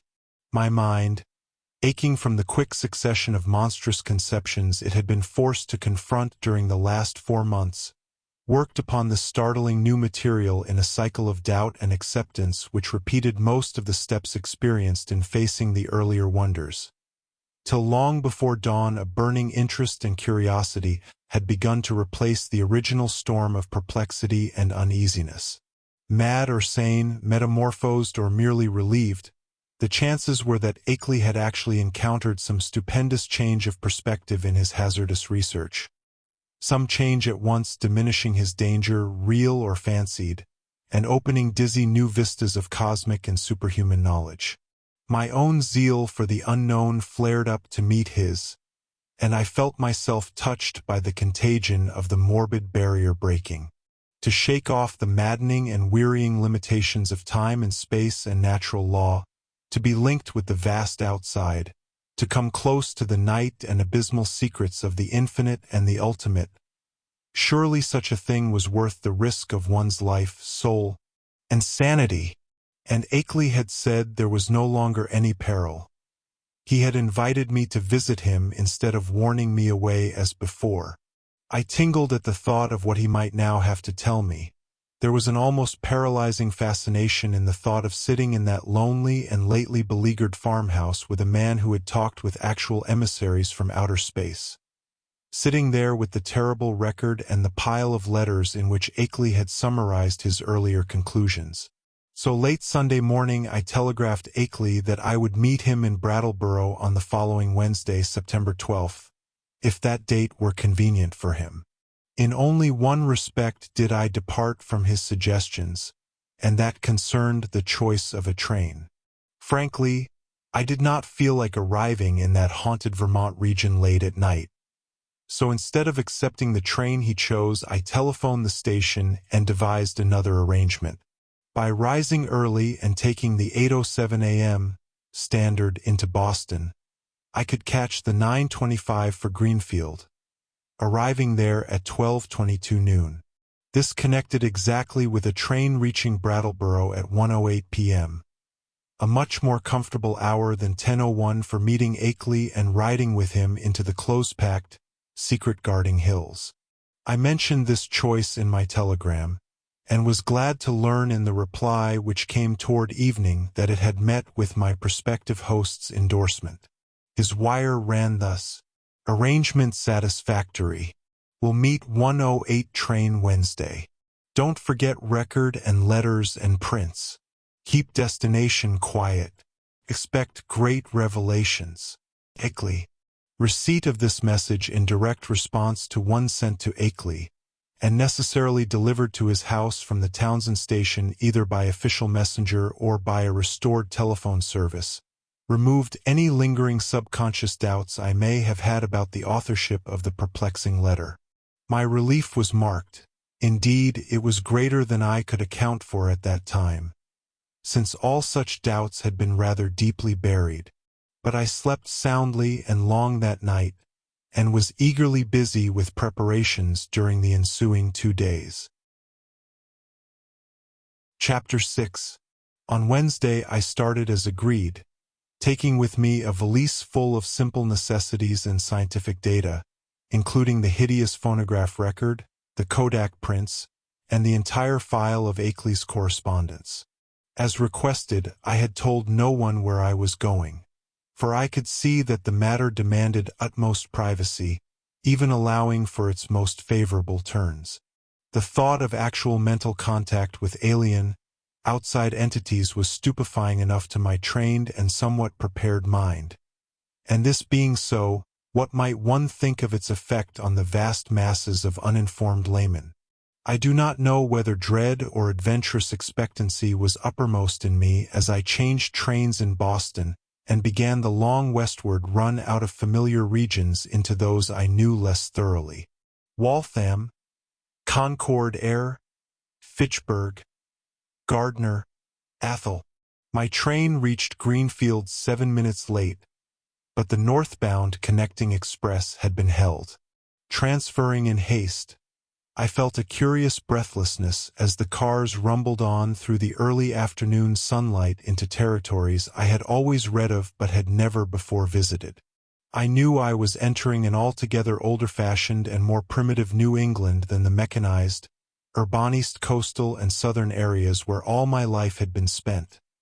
An unspoiled, ancestral New England without the foreigners and factory smoke, billboards and concrete roads, of the sections which modernity has touched.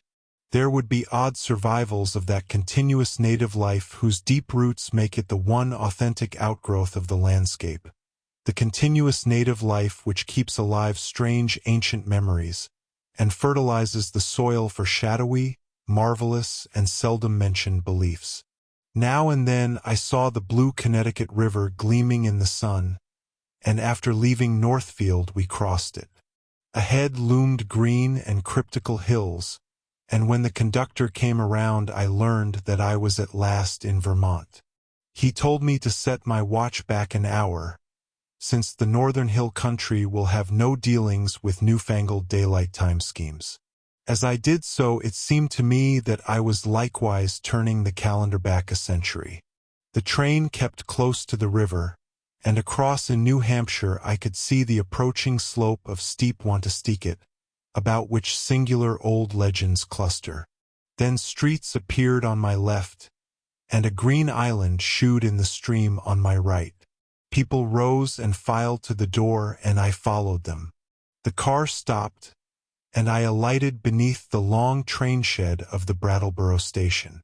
Looking over the line of waiting motors, I hesitated a moment to see which one might turn out to be the Akeley Ford, but my identity was divined before I could take the initiative.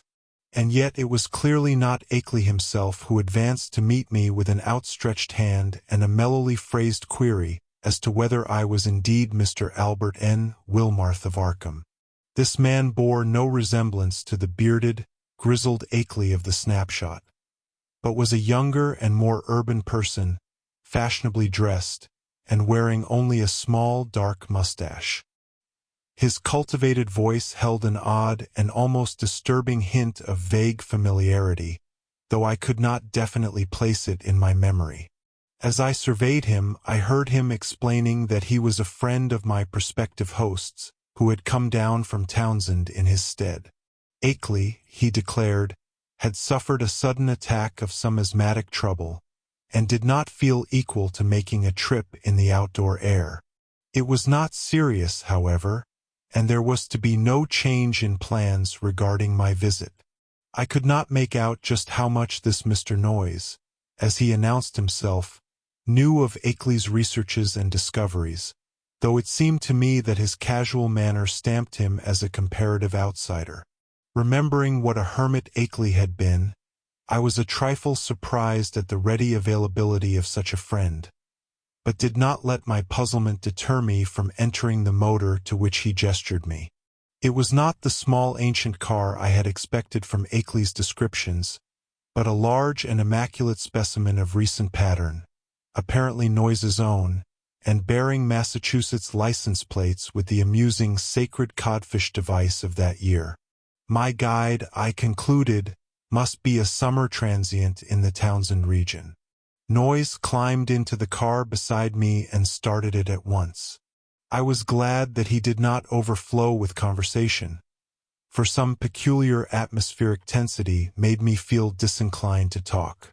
The town seemed very attractive in the afternoon sunlight as we swept up an incline and turned to the right into the main street. It drowsed like the older New England cities which one remembers from boyhood, and something in the collocation of roofs and steeples and chimneys and brick walls formed contours touching deep vile strings of ancestral emotion. I could tell that I was at the gateway of a region half bewitched through the piling up of unbroken time accumulations. A region where old, strange things have had a chance to grow and linger because they have never been stirred up. As we passed out of Brattleboro, my sense of constraint and foreboding increased, for a vague quality in the hill-crowded countryside with its towering, threatening, close-pressing green and granite slopes hinted at obscure secrets and immemorial survivals which might or might not be hostile to mankind. For a time our course followed a broad, shallow river which flowed down from unknown hills in the north, and I shivered when my companion told me it was the West River. It was in this stream, I recalled from newspaper items, that one of the morbid crab-like beings had been seen floating after the floods. Gradually the country around us grew wilder and more deserted. Archaic covered bridges lingered fearsomely out of the past in pockets of the hills, and the half-abandoned railway track paralleling the river seemed to exhale a nebulously visible air of desolation. There were awesome sweeps of vivid valley where great cliffs rose, New England's virgin granite shewing gray and austere through the verdure that scaled the crests. There were gorges where untamed streams leaped, bearing down toward the river the unimagined secrets of 1,000 pathless peaks. Branching away now and then were narrow, half-concealed roads that bored their way through solid, luxuriant masses of forest among whose primal trees whole armies of elemental spirits might well lurk. As I saw these, I thought of how Akeley had been molested by unseen agencies on his drives along this very route, and did not wonder that such things could be. The quaint, sightly village of Newfane, reached in less than an hour, was our last link with that world which man can definitely call his own by virtue of conquest and complete occupancy. After that we cast off all allegiance to immediate, tangible, and time-touched things, and entered a fantastic world of hushed unreality in which the narrow, ribbon-like road rose and fell and curved with an almost sentient and purposeful caprice amidst the tenantless green peaks and half-deserted valleys. Except for the sound of the motor, and the faint stir of the few lonely farms we passed at infrequent intervals, the only thing that reached my ears was the gurgling, insidious trickle of strange waters from numberless hidden fountains in the shadowy woods. The nearness and intimacy of the dwarfed, domed hills now became veritably breathtaking. Their steepness and abruptness were even greater than I had imagined from hearsay, and suggested nothing in common with the prosaic objective world we know. The dense, unvisited woods on those inaccessible slopes seemed to harbor alien and incredible things, and I felt that the very outline of the hills themselves held some strange and aeon-forgotten meaning, as if they were vast hieroglyphs left by a rumored Titan race whose glories live only in rare, deep dreams.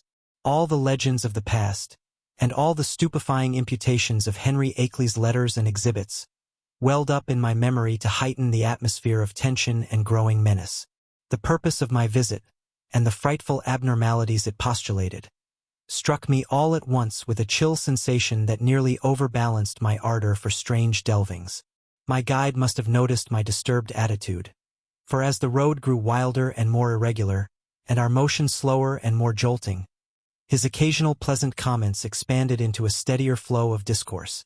He spoke of the beauty and weirdness of the country, and revealed some acquaintance with the folklore studies of my prospective host. From his polite questions it was obvious that he knew I had come for a scientific purpose, and that I was bringing data of some importance. But he gave no sign of appreciating the depth and awfulness of the knowledge which Akeley had finally reached. His manner was so cheerful, normal, and urbane that his remarks ought to have calmed and reassured me. But oddly enough, I felt only the more disturbed as we bumped and veered onward into the unknown wilderness of hills and woods. At times it seemed as if he were pumping me to see what I knew of the monstrous secrets of the place, and with every fresh utterance that vague, teasing, baffling familiarity in his voice increased. It was not an ordinary or healthy familiarity despite the thoroughly wholesome and cultivated nature of the voice. I somehow linked it with forgotten nightmares, and felt that I might go mad if I recognized it. If any good excuse had existed, I think I would have turned back from my visit. As it was, I could not well do so, and it occurred to me that a cool, scientific conversation with Akeley himself after my arrival would help greatly to pull me together.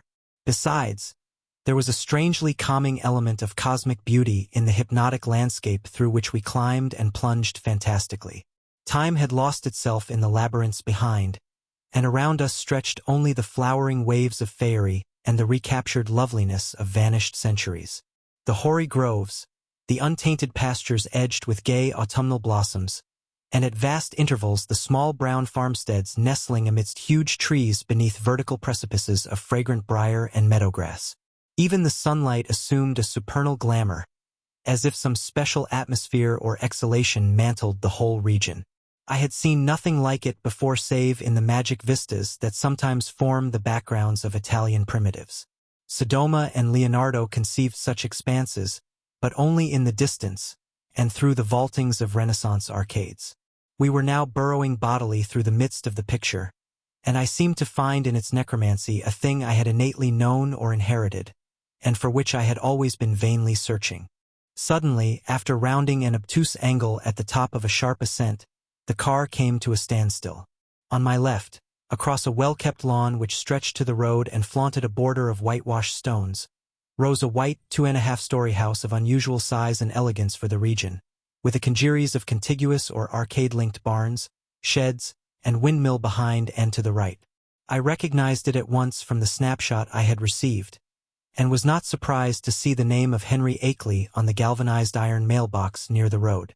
For some distance back of the house a level stretch of marshy and sparsely wooded land extended, beyond which soared a steep, thickly forested hillside ending in a jagged leafy crest. This latter, I knew, was the summit of Dark Mountain, halfway up which we must have climbed already.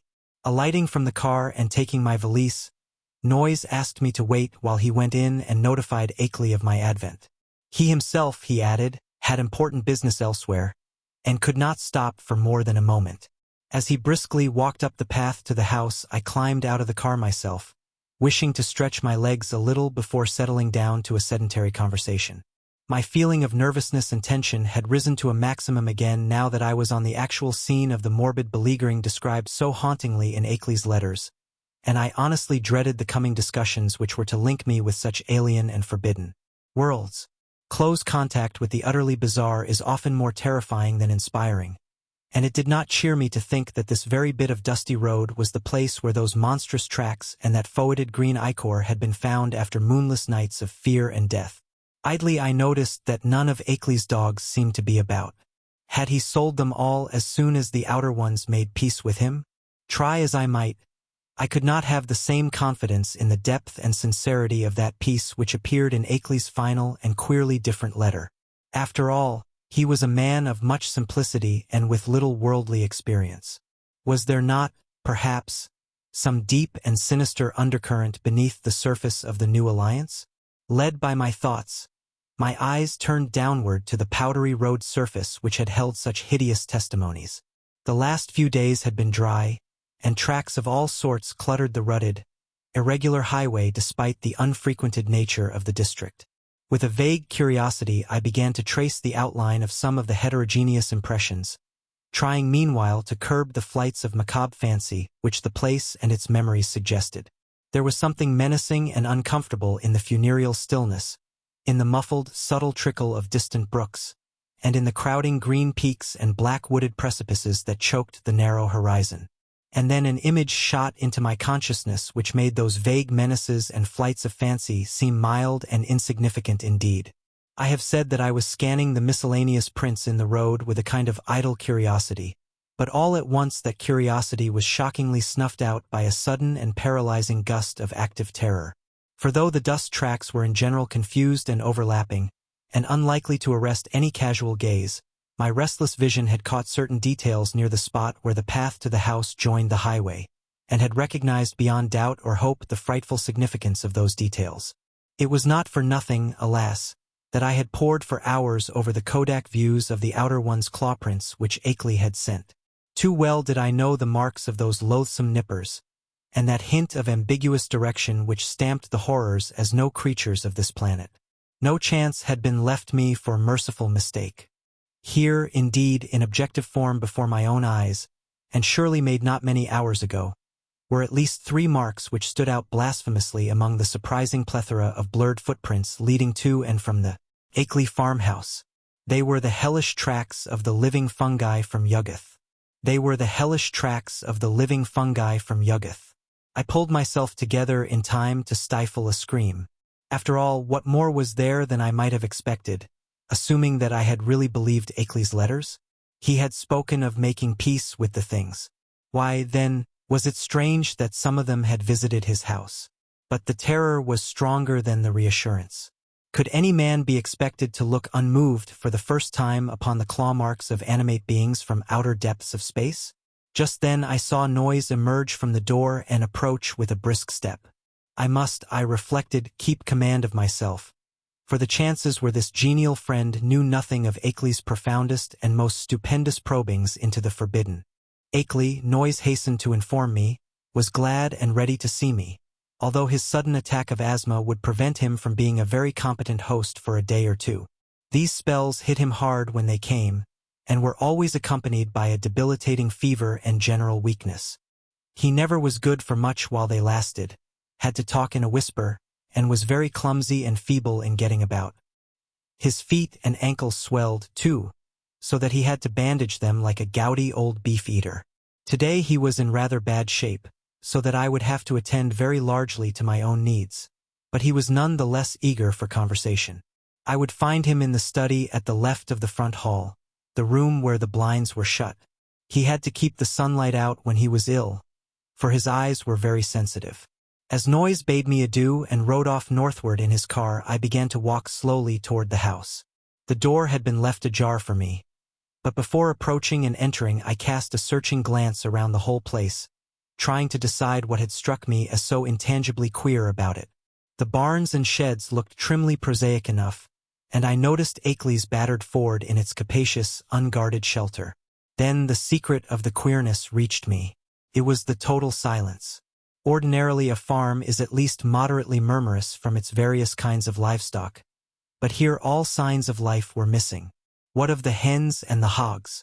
The cows, of which Akeley had said he possessed several, might conceivably be out to pasture, and the dogs might possibly have been sold. But the absence of any trace of cackling or grunting was truly singular. I did not pause long on the path, but resolutely entered the open house door and closed it behind me. It had cost me a distinct psychological effort to do so, and now that I was shut inside I had a momentary longing for precipitate retreat. Not that the place was in the least sinister in visual suggestion. On the contrary, I thought the graceful late colonial hallway very tasteful and wholesome, and admired the evident breeding of the man who had furnished it. What made me wish to flee was something very attenuated and indefinable. Perhaps it was a certain odd odor which I thought I noticed, though I well knew how common musty odors are in even the best of ancient farmhouses. Chapter 7. Refusing to let these cloudy qualms overmaster me, I recalled Noise's instructions and pushed open the six-paneled, brass-latched white door on my left. The room beyond was darkened, as I had known before, and as I entered it I noticed that the queer odor was stronger there. There likewise appeared to be some faint, half-imaginary rhythm or vibration in the air. For a moment the closed blinds allowed me to see very little, but then a kind of apologetic hacking or whispering sound drew my attention to a great easy chair in the farther, darker corner of the room. Within its shadowy depths I saw the white blur of a man's face and hands, and in a moment I had crossed to greet the figure who had tried to speak. Dim though the light was, I perceived that this was indeed my host.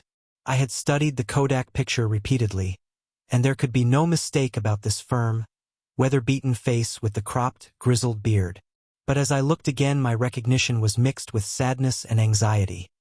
For certainly, this face was that of a very sick man. I felt that there must be something more than asthma behind that strained, rigid, immobile expression and unwinking glassy stare, and realized how terribly the strain of his frightful experiences must have told on him. Was it not enough to break any human being, even a younger man than this intrepid delver, into the forbidden? The strange and sudden relief, I feared, had come too late to save him from something like a general breakdown. There was a touch of the pitiful in the limp, lifeless way his lean hands rested in his lap. He had on a loose dressing gown, and was swathed around the head and high around the neck with a vivid yellow scarf or hood. And then I saw that he was trying to talk in the same hacking whisper with which he had greeted me. It was a hard whisper to catch at first, since the gray mustache concealed all movements of the lips, and something in its timbre disturbed me greatly. But by concentrating my attention I could soon make out its purport surprisingly well. The accent was by no means a rustic one, and the language was even more polished than correspondence had led me to expect. "Mr. Wilmarth, I presume? You must pardon my not rising. I am quite ill, as Mr. Noyes must have told you, but I could not resist having you come just the same. You know what I wrote in my last letter. There is so much to tell you tomorrow when I shall feel better. I can't say how glad I am to see you in person after all our many letters. You have the file with you, of course, and the Kodak prints and record? Noyes put your valise in the hall. I suppose you saw it. For tonight I fear you'll have to wait on yourself to a great extent. Your room is upstairs, the one over this, and you'll see the bathroom door open at the head of the staircase.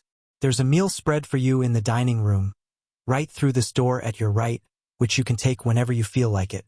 I'll be a better host tomorrow, but just now weakness leaves me helpless. Make yourself at home. You might take out the letters and pictures and record and put them on the table here before you go upstairs with your bag. It is here that we shall discuss them. You can see my phonograph on that corner stand. No, thanks. There's nothing you can do for me. I know these spells of old. Just come back for a little quiet visiting before night, and then go to bed when you please. I'll rest right here. Perhaps sleep here all night as I often do. In the morning I'll be far better able to go into the things we must go into. You realize, of course, the utterly stupendous nature of the matter before us. To us, as to only a few men on this earth, there will be opened up gulfs of time and space and knowledge beyond anything within the conception of human science and philosophy. Do you know that Einstein is wrong, and that certain objects and forces can move with a velocity greater than that of light? With proper aid, I expect to go backward and forward in time, and actually see and feel the earth of remote past and future epochs.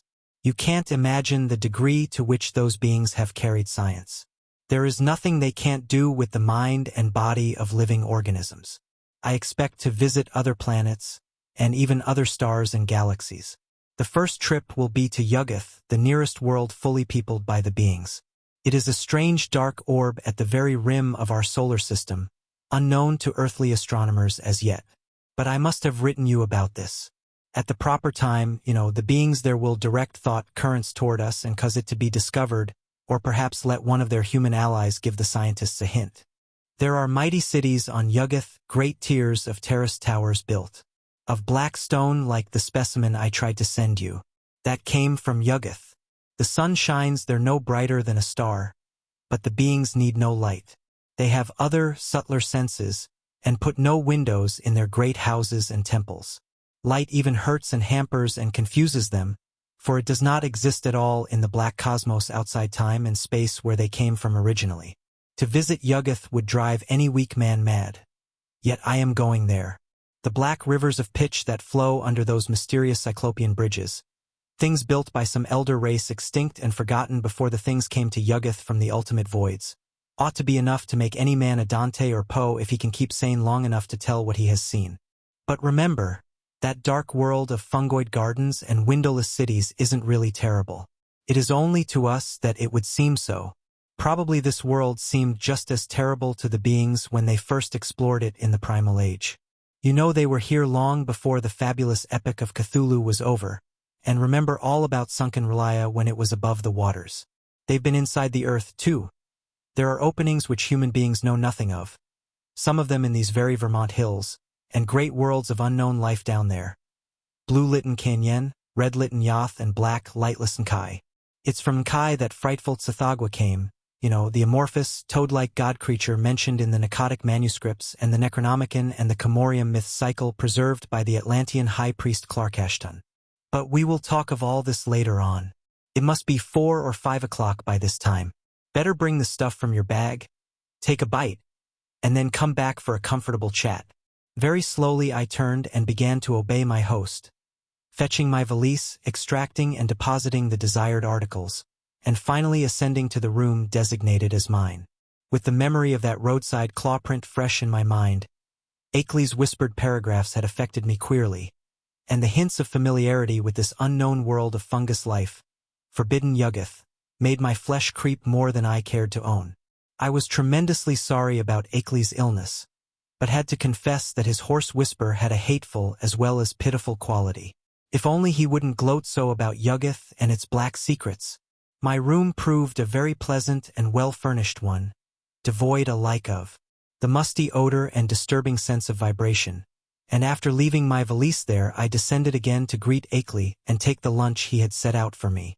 The dining room was just beyond the study, and I saw that a kitchen L extended still farther in the same direction. On the dining table an ample array of sandwiches, cake, and cheese awaited me, and a thermos bottle beside a cup and saucer testified that hot coffee had not been forgotten. After a well-relished meal I poured myself a liberal cup of coffee, but found that the culinary standard had suffered a lapse in this one detail. My first spoonful revealed a faintly unpleasant acrid taste, so that I did not take more. Throughout the lunch I thought of Akeley sitting silently in the great chair in the darkened next room. Once I went in to beg him to share the repast, but he whispered that he could eat nothing as yet.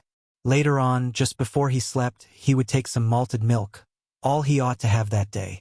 After lunch I insisted on clearing the dishes away and washing them in the kitchen sink, incidentally emptying the coffee which I had not been able to appreciate.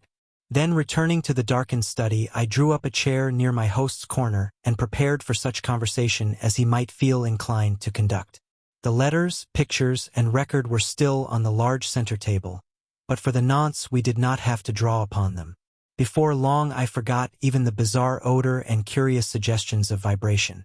I have said that there were things in some of Akeley's letters, especially the second and most voluminous one, which I would not dare to quote or even form into words on paper. This hesitancy applies with still greater force to the things I heard whispered that evening in the darkened room among the lonely haunted hills. Of the extent of the cosmic horrors unfolded by that raucous voice I cannot even hint. He had known hideous things before, but what he had learned since making his pact with the outside things was almost too much for sanity to bear. Even now I absolutely refused to believe what he implied about the constitution of ultimate infinity, the juxtaposition of dimensions, and the frightful position of our known cosmos of space and time in the unending chain of linked cosmos atoms which makes up the immediate supercosmos of curves, angles, and material and semi-material electronic organization. Never was a sane man more dangerously close to the arcana of basic entity. Never was an organic brain nearer to utter annihilation in the chaos that transcends form and force and symmetry. I learned whence Cthulhu first came and why half the great temporary stars of history had flared forth. I guessed, from hints which made even my informant pause timidly, the secret behind the Magellanic clouds and globular nebulae, and the black truth veiled by the immemorial allegory of Tau. The nature of the doles was plainly revealed, and I was told the essence, though not the source, of the hounds of Tindalos. The legend of Yig, father of serpents, remained figurative no longer, and I started with loathing when told of the monstrous nuclear chaos beyond angled space which the Necronomicon had mercifully cloaked under the name of Azathoth. It was shocking to have the foulest nightmares of secret myth cleared up in concrete terms whose stark, morbid hatefulness exceeded the boldest hints of ancient and medieval mystics. Ineluctably, I was led to believe that the first whisperers of these accursed tales must have had discourse with Akeley's outer ones, and perhaps have visited outer cosmic realms as Akeley now proposed visiting them.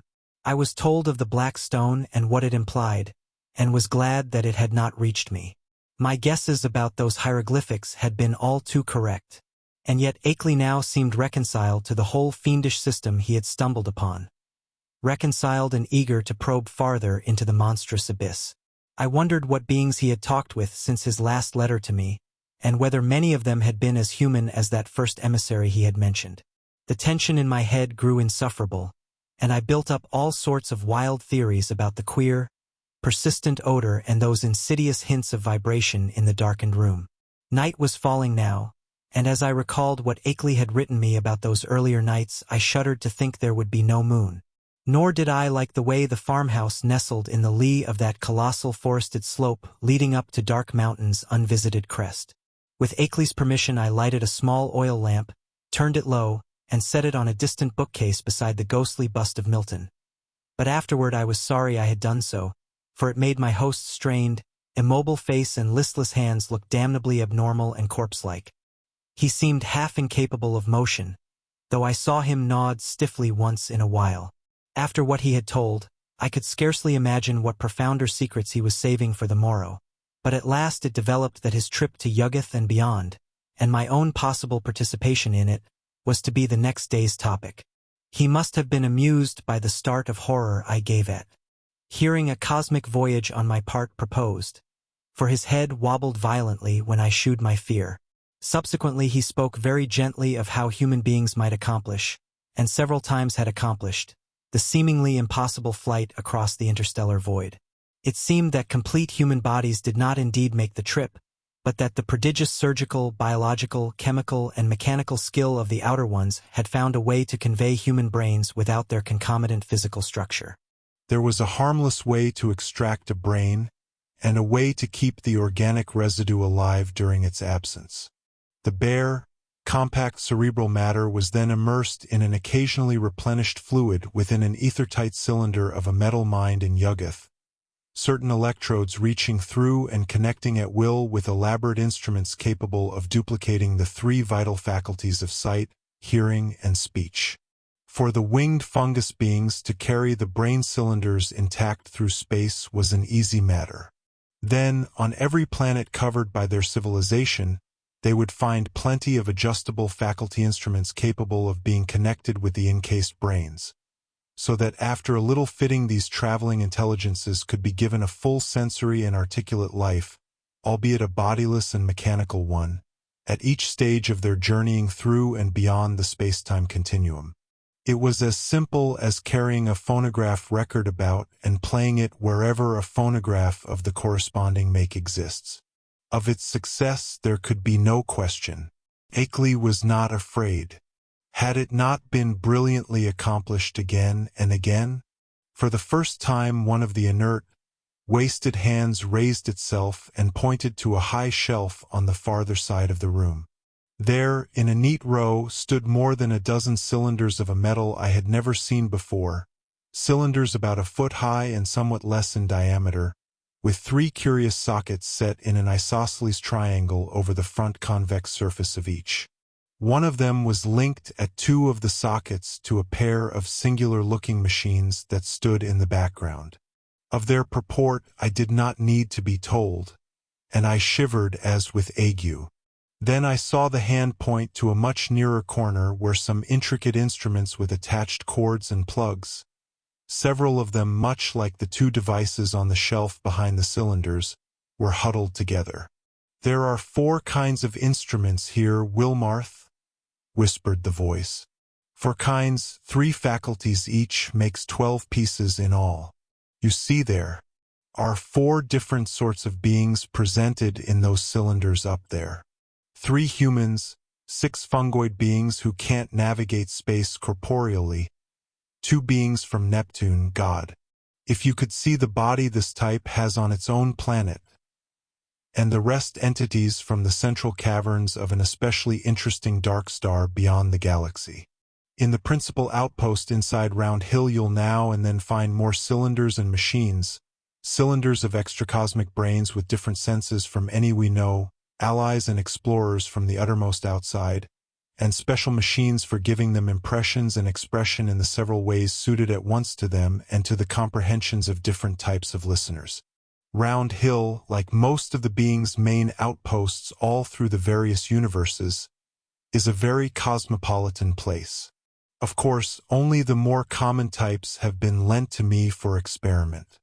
Here, take the 3 machines I point to and set them on the table.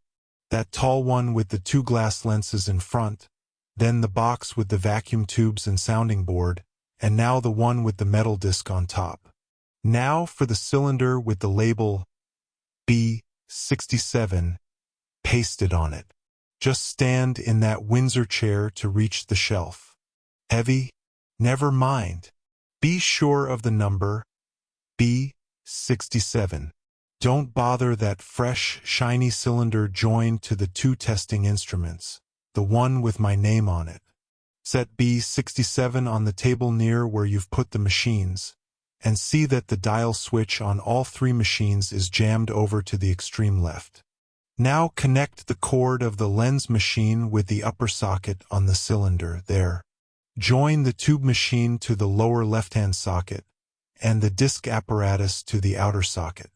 Now move all the dial switches on the machines over to the extreme right, first the lens one, then the disc one, and then the tube one. That's right.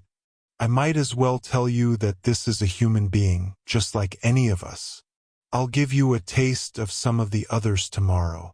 To this day I do not know why I obeyed those whispers so slavishly, or whether I thought Akeley was mad or sane.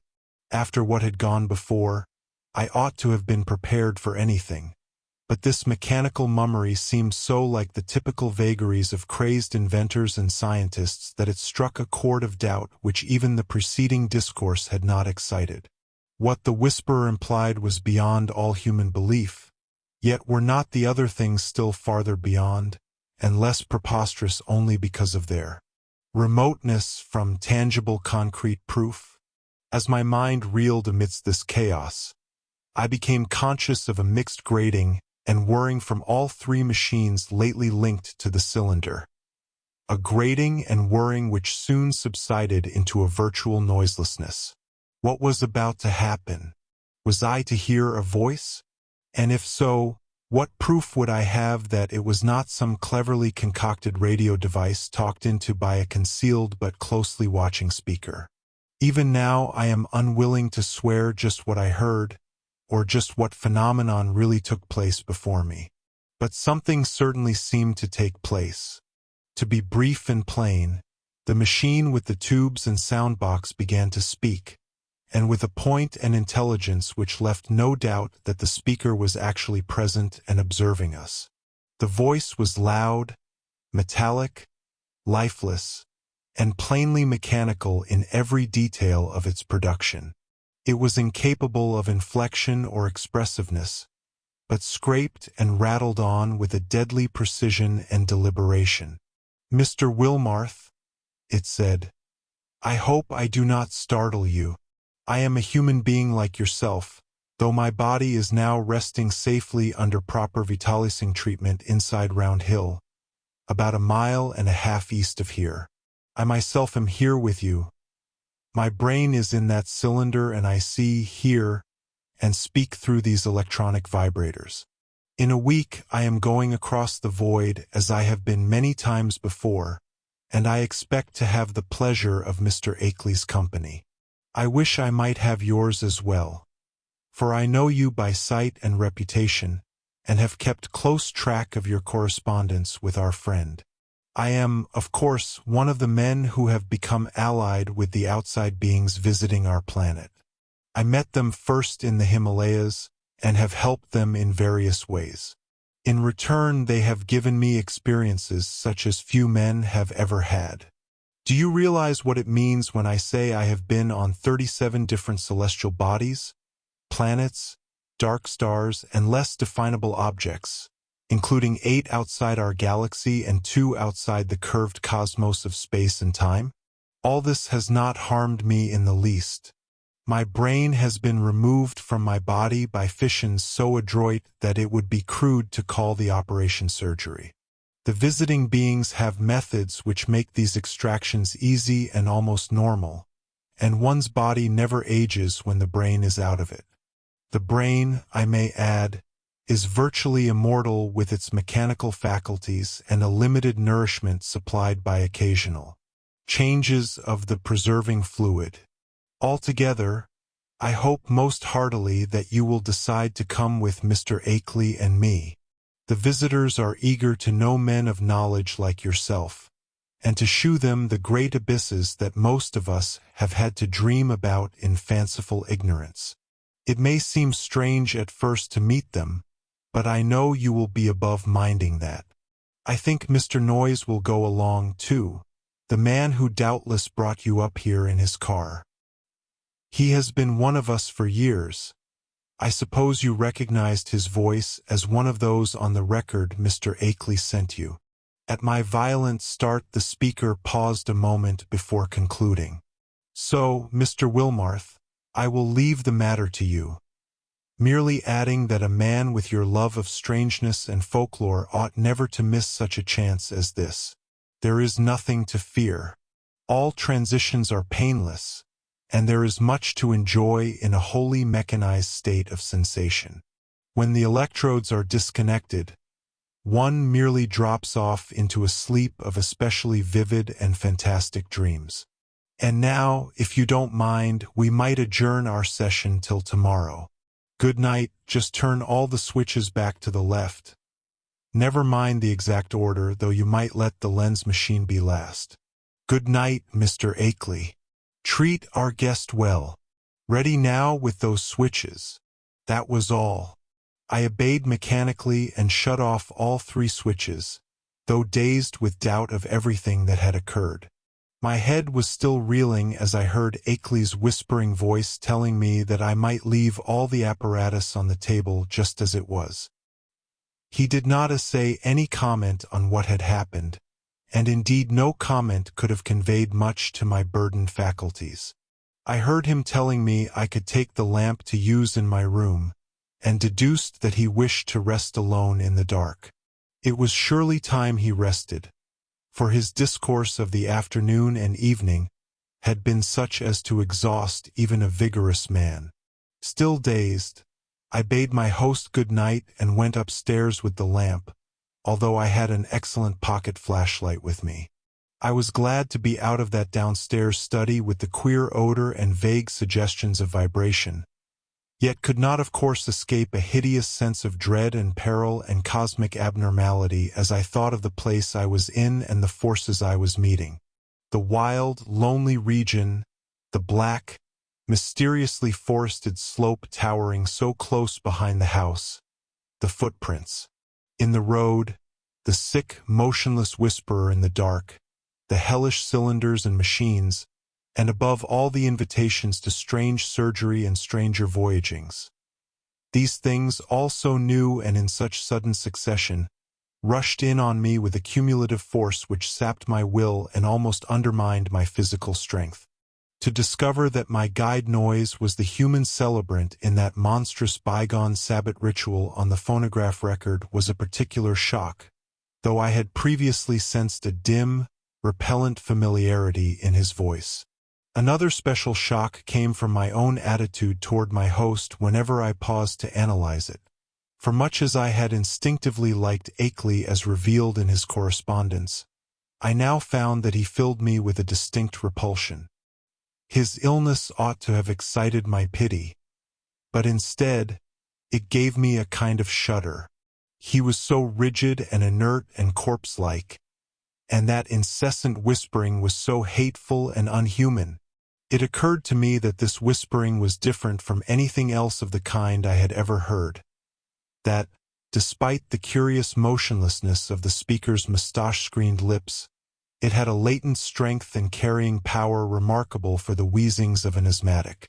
I had been able to understand the speaker when wholly across the room, and once or twice it had seemed to me that the faint but penetrant sounds represented not so much weakness as deliberate repression, for what reason I could not guess.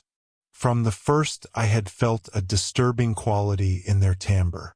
Now, when I tried to weigh the matter, I thought I could trace this impression to a kind of subconscious familiarity like that which had made Noise's voice so hazily ominous. But when or where I had encountered the thing it hinted at was more than I could tell. One thing was certain, I would not spend another night here. My scientific zeal had vanished amidst fear and loathing, and I felt nothing now but a wish to escape from this net of morbidity and unnatural revelation. I knew enough now. It must indeed be true that cosmic linkages do exist, but such things are surely not meant for normal human beings to meddle with. Blasphemous influences seemed to surround me and press chokingly upon my senses. Sleep, I decided, would be out of the question. So I merely extinguished the lamp and threw myself on the bed fully dressed. No doubt it was absurd, but I kept ready for some unknown emergency. Gripping in my right hand the revolver I had brought along, and holding the pocket flashlight.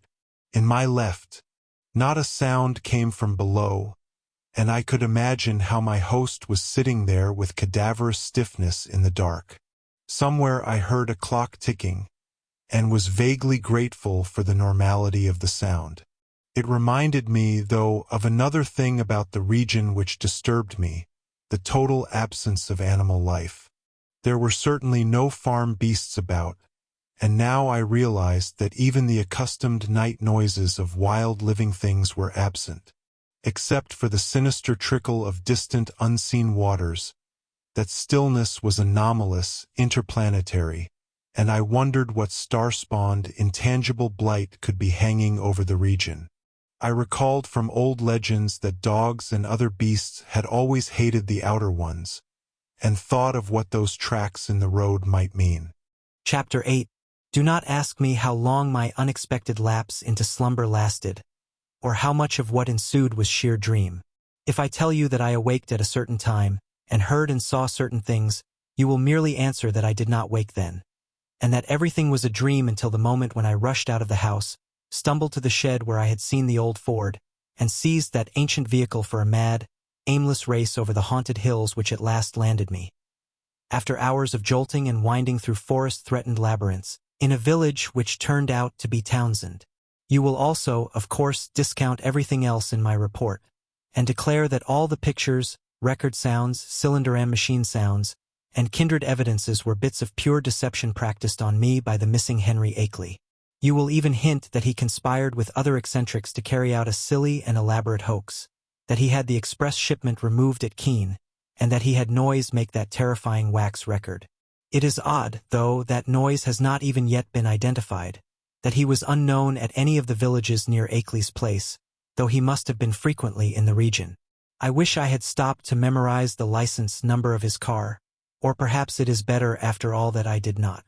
For I, despite all you can say, and despite all I sometimes try to say to myself, know that loathsome outside influences must be lurking there in the half-unknown hills, and that those influences have spies and emissaries in the world of men. To keep as far as possible from such influences and such emissaries is all that I ask of life in future. When my frantic story sent a sheriff's posse out to the farmhouse, Akeley was gone without leaving a trace. His loose dressing gown, yellow scarf, and foot bandages lay on the study floor near his corner easy-chair, and it could not be decided whether any of his other apparel had vanished with him. The dogs and livestock were indeed missing, and there were some curious bullet holes both on the house's exterior and on some of the walls within. But beyond this nothing unusual could be detected. No cylinders or machines, none of the evidences I had brought in my valise, no queer odor or vibration sense, no footprints in the road, and none of the problematical things I glimpsed at the very last.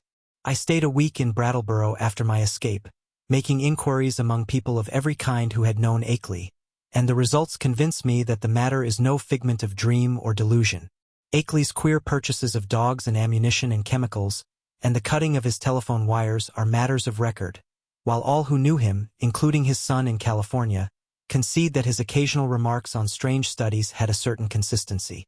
Solid citizens believe he was mad, and unhesitatingly pronounce all reported evidences mere hoaxes devised with insane cunning and perhaps abetted by eccentric associates. But the lowlier country folk sustain his statements in every detail. He had shewed some of these rustics his photographs in black stone, and had played the hideous record for them, and they all said the footprints and buzzing voice were like those described in ancestral legends. They said, too, that suspicious sights and sounds had been noticed increasingly around Akeley's house after he found the black stone, and that the place was now avoided by everybody except the mailman and other casual, tough-minded people. Dark Mountain and Round Hill were both notoriously haunted spots, and I could find no one who had ever closely explored either.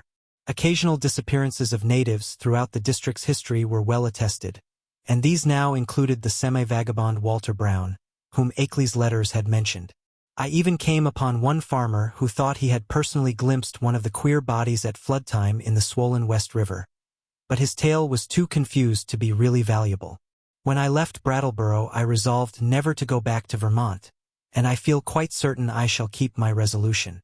Those wild hills are surely the outpost of a frightful cosmic race, as I doubt all the less since reading that a new ninth planet has been glimpsed beyond Neptune, just as those influences had said it would be glimpsed. Astronomers, with a hideous appropriateness they little suspect, have named this thing Pluto. I feel, beyond question, that it is nothing less than Night Yuggeth, and I shiver when I try to figure out the real reason why its monstrous denizens wish it to be known in this way at this especial time.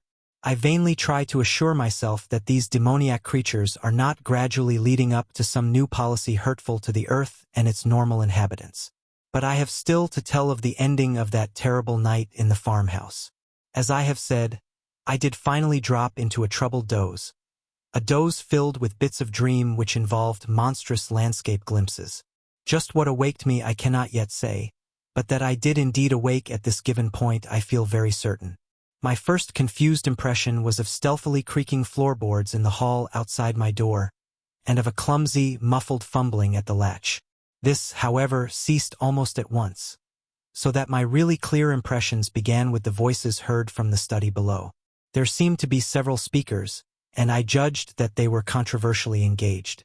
By the time I had listened a few seconds I was broad awake, for the nature of the voices was such as to make all thought of sleep ridiculous. The tones were curiously varied, and no one who had listened to that accursed phonograph record could harbor any doubts about the nature of at least two of them. Hideous though the idea was, I knew that I was under the same roof with nameless things from abysmal space. For those two voices were unmistakably the blasphemous buzzings which the outside beings used in their communication with men. The two were individually different in pitch, accent, and tempo, but they were both of the same damnable general kind. A third voice was indubitably that of a mechanical utterance machine connected with one of the detached brains in the cylinders. There was as little doubt about that as about the buzzings. For the loud, metallic, lifeless voice of the previous evening, with its inflectionless, expressionless scraping and rattling, and its impersonal precision and deliberation, had been utterly unforgettable. For a time I did not pause to question whether the intelligence behind the scraping was the identical one which had formerly talked to me. But shortly afterward I reflected that any brain would emit vocal sounds of the same quality if linked to the same mechanical speech producer, the only possible differences being in language, rhythm, speed, and pronunciation. To complete the eldritch colloquy there were two actually human voices, one the crude speech of an unknown and evidently rustic man, and the other the suave Bostonian tones of my erstwhile guide Noise. As I tried to catch the words which the stoutly fashioned floor so bafflingly intercepted, I was also conscious of a great deal of stirring and scratching and shuffling in the room below, so that I could not escape the impression that it was full of living beings. Many more than the few whose speech I could single out. The exact nature of this stirring is extremely hard to describe, for very few good bases of comparison exist. Objects seemed now and then to move across the room like conscious entities, the sound of their footfalls having something about it like a loose, hard-surfaced clattering, as of the contact of ill-coordinated surfaces of horn or hard rubber. It was, to use a more concrete but less accurate comparison, as if people with loose, splintery wooden shoes were shambling and rattling about on the polished board floor. On the nature and appearance of those responsible for the sounds, I did not care to speculate. Before long I saw that it would be impossible to distinguish any connected discourse. Isolated words, including the names of Akeley and myself, now and then floated up, especially when uttered by the mechanical speech producer. But their true significance was lost for want of continuous context. Today I refuse to form any definite deductions from them, and even their frightful effect on me was one of suggestion rather than of revelation. A terrible and abnormal conclave, I felt certain, was assembled below me, but for what shocking deliberations I could not tell. It was curious how this unquestioned sense of the malign and the blasphemous pervaded me despite Akeley's assurances of the outsider's friendliness. With patient listening I began to distinguish clearly between voices, even though I could not grasp much of what any of the voices said. I seemed to catch certain typical emotions behind some of the speakers. One of the buzzing voices, for example, held an unmistakable note of authority, whilst the mechanical voice, notwithstanding its artificial loudness and regularity, seemed to be in a position of subordination and pleading. Noise's tones exuded a kind of conciliatory atmosphere. The others I could make no attempt to interpret. I did not hear the familiar whisper of Akeley, but well knew that such a sound could never penetrate the solid flooring of my room. I will try to set down some of the few disjointed words and other sounds I caught, labeling the speakers of the words as best I know how. It was from the speech machine that I first picked up a few recognizable phrases. Brought it on myself. Sent back the letters and the record. End on it. Taken in, seeing and hearing, damn you impersonal force. After all, fresh, shiny cylinder, great God. Time we stopped, small and human. Akeley brain, sang. Nyarlathotep, Wilmarth. Records and letters, cheap imposture. Ngakthun. Harmless, peace, couple of weeks, theatrical, told you that before. No reason original plan affects, Noise can watch, round hill, fresh cylinder, Noise's car, well, all yours, down here rest place. That is the substance of what my ears brought me as I lay rigid upon that strange upstairs bed in the haunted farmhouse among the demoniac hills. Lay there fully dressed, with a revolver clenched in my right hand and a pocket flashlight gripped in my left.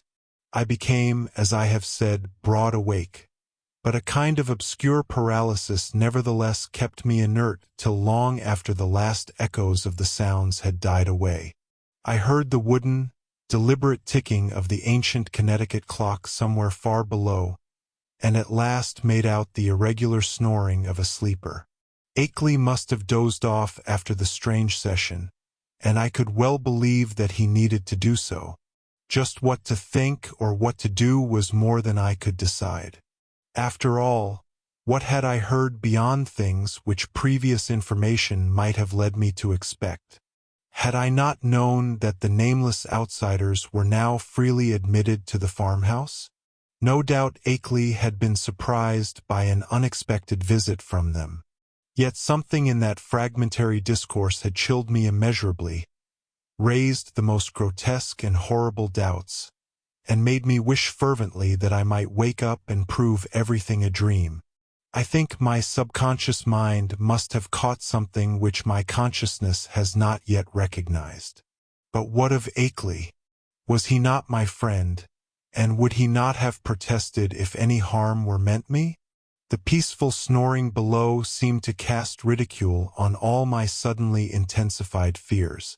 Was it possible that Akeley had been imposed upon and used as a lure to draw me into the hills with the letters and pictures and phonograph record? Did those beings mean to engulf us both in a common destruction because we had come to know too much? Again I thought of the abruptness and unnaturalness of that change in the situation which must have occurred between Akeley's penultimate and final letters. Something my instinct told me was terribly wrong. All was not as it seemed. That acrid coffee which I refused, had there not been an attempt by some hidden, unknown entity to drug it? I must talk to Akeley at once, and restore his sense of proportion. They had hypnotized him with their promises of cosmic revelations, but now he must listen to reason. We must get out of this before it would be too late. If he lacked the willpower to make the break for liberty, I would supply it. Or if I could not persuade him to go, I could at least go myself. Surely he would let me take his Ford and leave it in a garage at Brattleboro. I had noticed it in the shed, the door being left unlocked and open now that peril was deemed past, and I believed there was a good chance of its being ready for instant use. That momentary dislike of Akeley which I had felt during and after the evening's conversation was all gone now.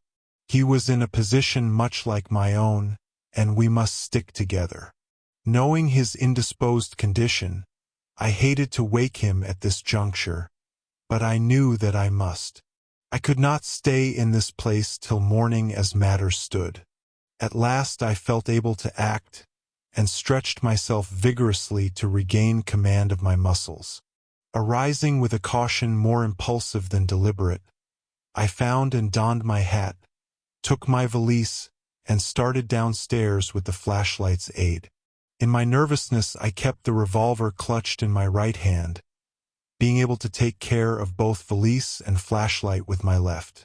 Why I exerted these precautions I do not really know, since I was even then on my way to awaken the only other occupant of the house. As I half tiptoed down the creaking stairs to the lower hall, I could hear the sleeper more plainly, and noticed that he must be in the room on my left, the living room I had not entered. On my right was the gaping blackness of the study in which I had heard the voices. Pushing open the unlatched door of the living room, I traced a path with the flashlight toward the source of the snoring, and finally turned the beams on the sleeper's face. But in the next second I hastily turned them away and commenced a cat-like retreat to the hall, my caution this time springing from reason as well as from instinct. For the sleeper on the couch was not Akeley at all, but my quondam guide Noise. Just what the real situation was I could not guess. But common sense told me that the safest thing was to find out as much as possible before arousing anybody.